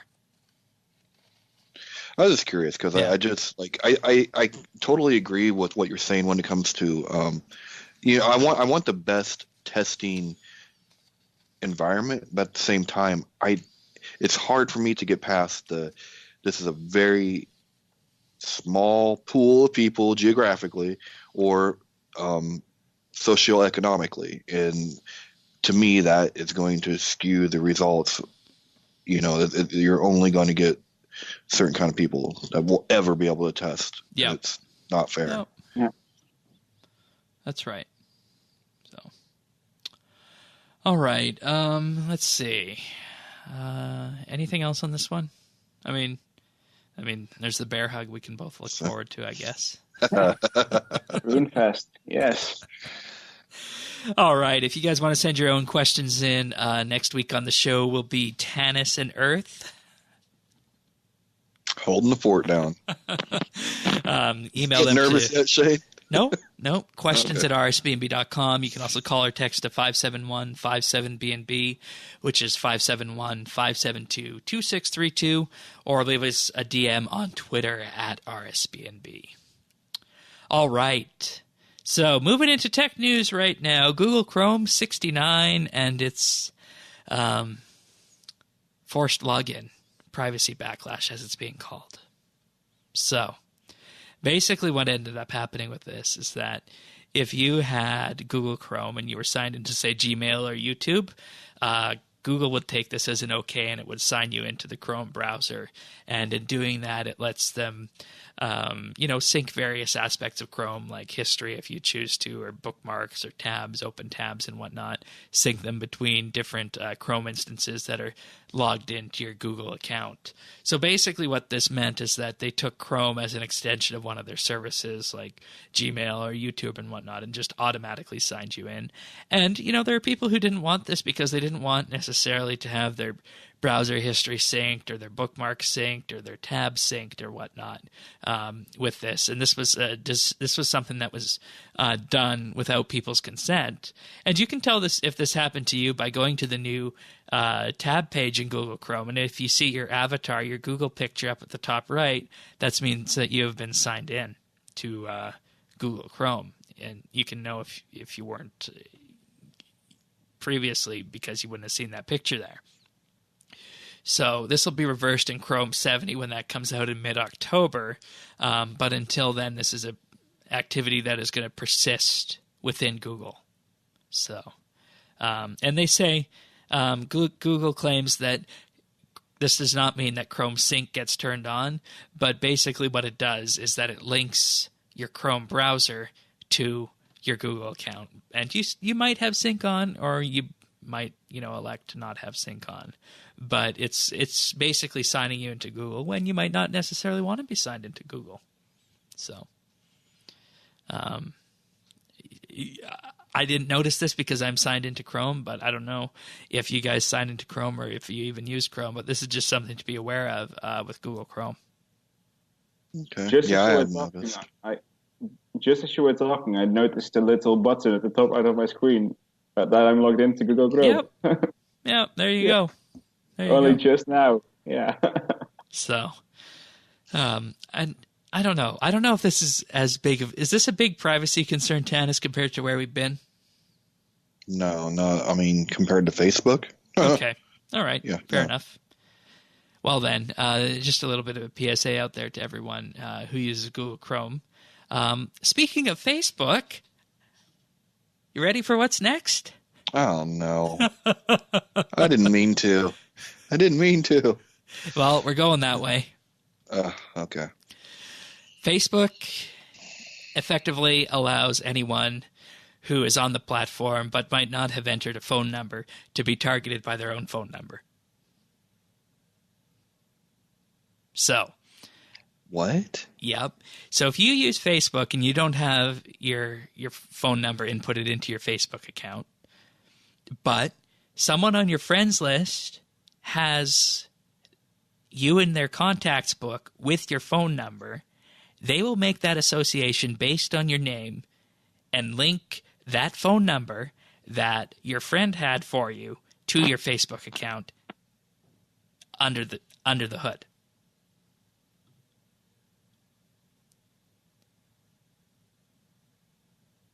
It's got to stop. I mean,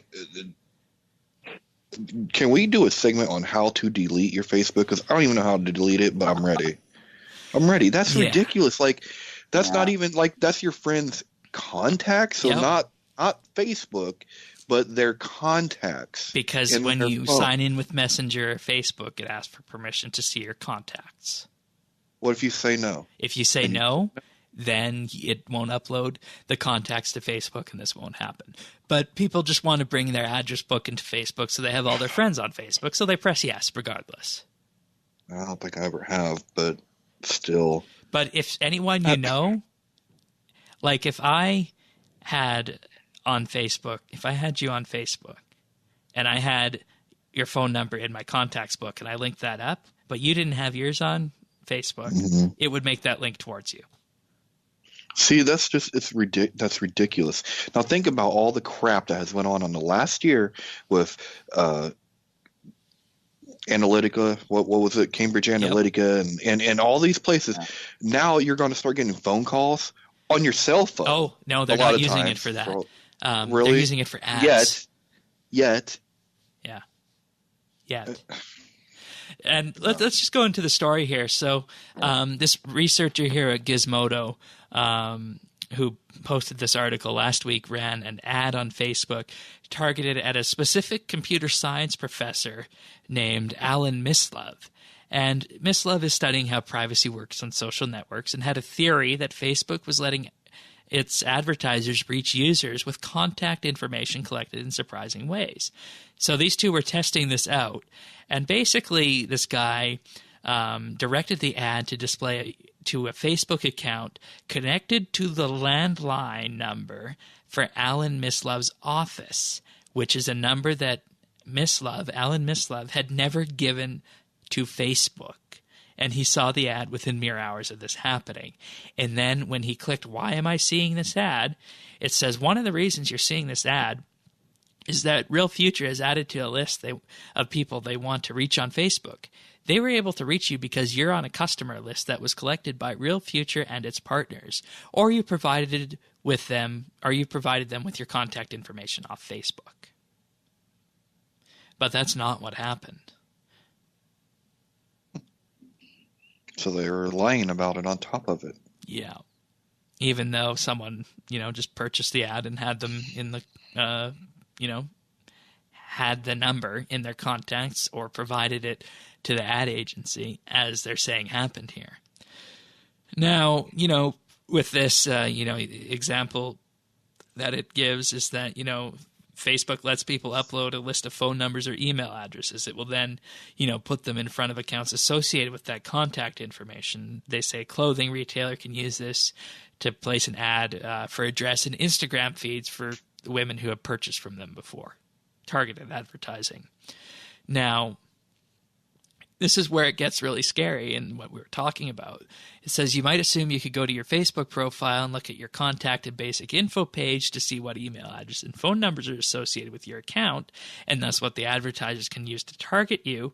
But as is so often the case with this highly efficient data miner posing as a way to keep in contact with your friends, it's going about it in a less transparent and more invasive way. Facebook is not content to use the contact information you willingly put into your Facebook profile for advertising.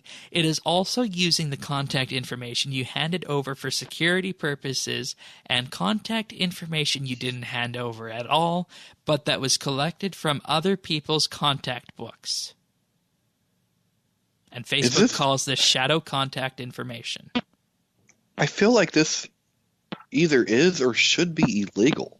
Because you didn't consent to anything. Like, you did not willingly give your information. You did not click I agree.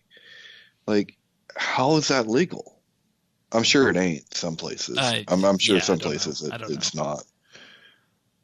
I don't know. Come on, EU. You always have to come to the rescue to get our butts out of this crap. Yeah. And, the users can't see their shadow contact information because it would violate the other user's privacy, they say. But it doesn't violate your privacy to steal your stuff from them. Okay. Yeah. So see, this is what happens. This is what happens when you sign up for Facebook and Instagram now. It's also what happens when you don't spank your children, and Mark Zuckerberg is. I'm kidding. I don't spank mine, but someone needs to slap that guy. I mean, seriously, just a good. Anyway.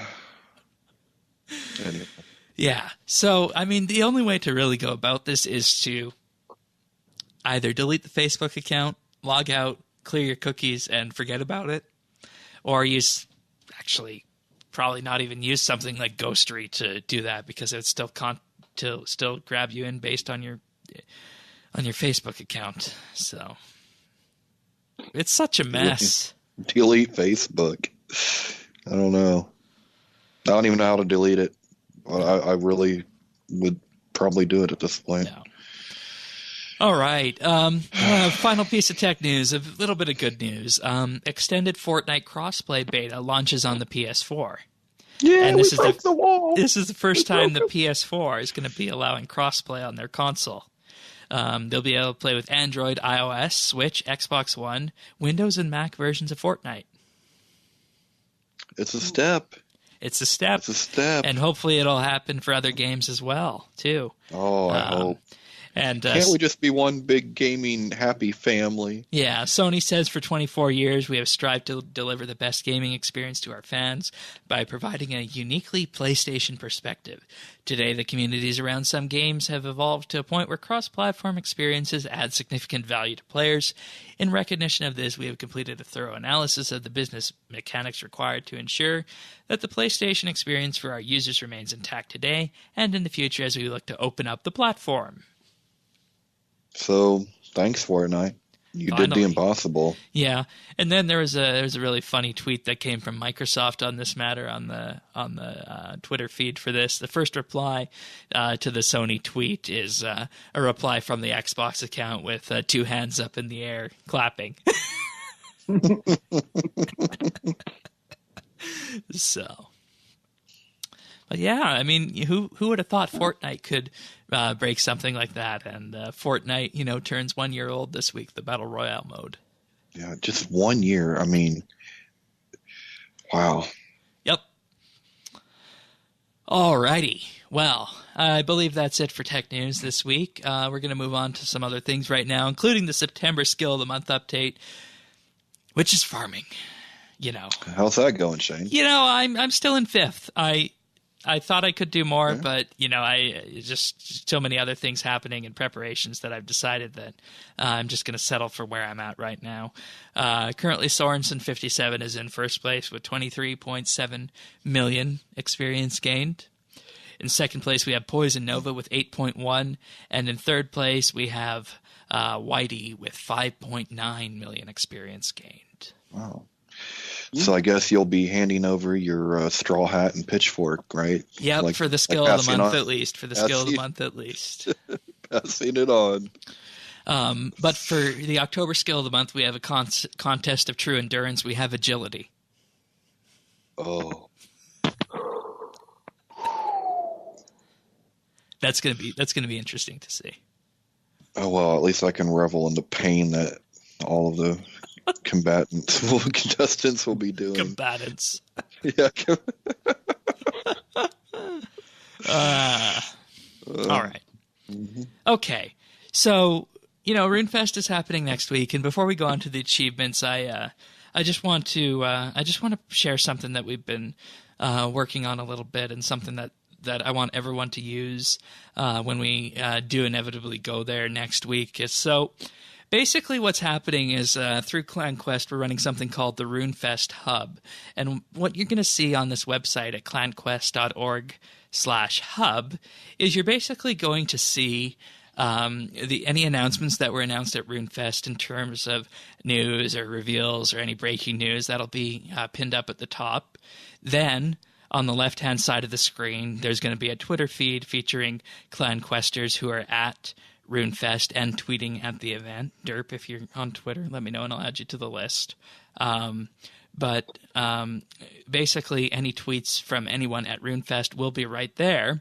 Then on the other side of the page, we're going to have a list of community curators who are going to be curating top tweets from the RuneFest 2018 hashtag, the RuneScape accounts, and any other accounts that are putting out interesting tweets on that day. So basically what we want to do is we want to have clanquest.org/hub, the RuneFest hub, being the place that everyone goes to see what's actually happening at RuneFest on that day. So bookmark that page for when RuneFest happens, clanquest.org/hub.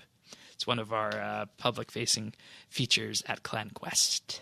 So nice. Have a look at that. Okay, you guys ready for some achievements? Sure are. Let's go. All right, so starting off this week, we had Cabbage with 99 attack on September 26th. CompSci with 120 Constitution, also on the 26th. And then Sina ATN with 99 Magic on the 25th of September. And then we have a few crewmates of mine, I see. We have Cabbage with 99 Farming on September 24th. Also 99 Divination on September 24th. And also 99 Slayer on September 24th. Damn, he's been going hard. And then also Archris, I don't know, with 99 Thieving, also on September 24th. Good job, everyone. Yeah, nice. And then on September 23rd, we have Alrickson with 99 Herblore, Alrickson with 99 Smithing, Alrickson again with 99 Summoning, Alrickson with 99 Cooking. Those are all on September 23rd. And Silverwiz 9 with 99 Engineering on September 22nd. Good job, everyone. Good job. Nice achievements. Nice. Very good. Right, I got to remember Tannis, remember, I got to provide you guys the link to get to source these achievements for next week. Oh, yeah. I got to do that. That would be all important. Right. So, time for pick of the week, and this is something that's been on the radar for a while, and I think this is a good time to mention this because RuneFest week is coming up, and I think one of the most tedious things that someone can do ever is booking airline tickets. That's something that's hard to do and hard to find. So, Google actually has this service out there called Google Flights. So basically, what you can do is you can say where you're going and where you're coming from, and you can, just pop it in, whatever you want to do. Let's just say London and see what it pops up. This is going to be super expensive because I'm going to show what the dates look like for RuneFest and whatnot. But if you were going for, say, 2 weeks from October 3rd to the 17th, it would provide you that, and then it would basically show all of the different options that you can do to get to the destination from where you are to where you want to go. And the important thing about this is that I don't know how this works in the U.S. or other countries, but only a couple years ago it became illegal for airlines to show a lower price, and then finally, when you get to paying, you had to factor in all of the additional costs of taxes and fuel surcharges and the like. This shows everything, regardless of that, no matter where you are. So it's going to show the final price for any number of airlines. And you might think that's good, and this is what you can do with it. Well, you can actually also with this explore different price trends so that if you were wanting to see what the price looked like, say, in December, you can see that the price does shift up at the holiday season for that. And then you can fast forward into various times into the next year, and you can see that as we get into summer season, it gets a little bit more expensive again in the middle of tourist season. So there's a graph, and it shows exactly when the costs are expected to be cheapest if you're planning on when you want to go somewhere. That's one thing this can do. Another thing this can do is that if you are looking at a specific flight, you can add this to a tracking list, and what it'll do is that when you start tracking it, it will provide you daily updates by email if the price changes, if it gets less expensive or if it gets more expensive. And then when you look at that, you can go to this URL, and then it will show you a graph of what the prices were for that. And, this is something I think that can be useful to a lot of people. If you're ever planning a trip, you definitely do want to handle the airfare this way because, it's hard, going to all the different websites and whatnot, never knowing if it's better to, book direct with an airline or book with somewhere like Expedia. But this provides the best option for getting that price. And it also lets you track it in the time leading up to it. So you can see, is this a high price? Is this a low price? Did the price go up or did it go down maybe, $50? And then that might be the time you want to pull the trigger and buy. And it does it with email alerts as well. So it basically allows you to sort all this out. And, it affects simplify purchasing of the tickets. And then when you click purchase, it will just take you right to the airline or the page, and it'll be ready to go for you to enter that information as well. So this is a feature that isn't really known that Google provides, but it's something that was used in planning my RuneFest trip that I did. So definitely have a look at this and see if it's going to be useful to you going for any future trips that you might be taking. And if you're just wanting to go somewhere, you can kind of pull up a map as well, and you can see how much it would cost to go to all the various different destinations from where you're currently at. So you can find it at google.ca, or I guess google.com/flights for most people, and it'll put you on the right country with that. So that's Google Flights. Cool. Good do. Yeah. And I don't have a tracked version of it right now, but I can tell you that the graph for seeing the tracked price is actually pretty good. So that's the pick of the week, Google Flights. Cool. Good way to get ready for RuneFest. So, yeah. What have we been up to? Let's start with you, Tannis. Farming, man. Okay. Dude, the player-owned farm really got me into the skill of farming in general. So Good. Can you ask for anything more out of a skill edition? You know, No, because that's pretty good. yeah. So I've been doing the player-owned farm. Got my dragons are starting to actually produce, and everything is producing. I've finally got all the chims that I need. They're producing. And been doing the Toadflax runs. I mean, that's pretty much been all I've been doing. But, yeah, you can do those Toadflax runs and you can still feel productive even though it's only 5 minutes at a time. Yeah, for sure. All right, good. How about you, Dirk? I just recently got overloads, so I've been doing some elite dungeons, some God Wars Dungeon 2, and yeah, making the money. Yeah, have you unlocked many of the combo overloads yet? I got the Holy Overload, which is nice. One. Yeah. That's a good one. Yeah. The Searing Overload is also one of my favorites. Oh, yeah. Yeah. All right. So good. Ready for RuneFest? Yeah, that's going to be so hype. Oh, I'm so excited. Yeah. You're meeting everyone. Yeah, you're another one that'll be there. Yeah, I will be there, yeah. That'll be next week. Tanis and Earth are hosting next week. Sirion and I are going to be providing you guys with a little bit of an extra segment for that, so you guys can listen to that. But you will hear from me in full at some point over the RuneFest weekend, depending on what happens with that. So I don't believe there's anything else left to be said for this. This is one of the final podcasts that I'm recording before we go. So things are getting done, and it's coming. But nonetheless, that's it for this episode of RSBANDB Update. You guys will be back next week with the full episode. Best of luck to you guys. Thank you. And if you guys want full show notes, you can find that at update.rsbnb.com. And if you want to join us in game, you can find that at Friends Chat Bits Bytes. And if you want to join the RSBNB Discord, just head on over to rsbnb.com/Discord. That's a short URL for it now. It works. It'll pop you right into our server. And with that being said, we'll see you next week, everyone. Take care. See ya. Take care. Bye-bye.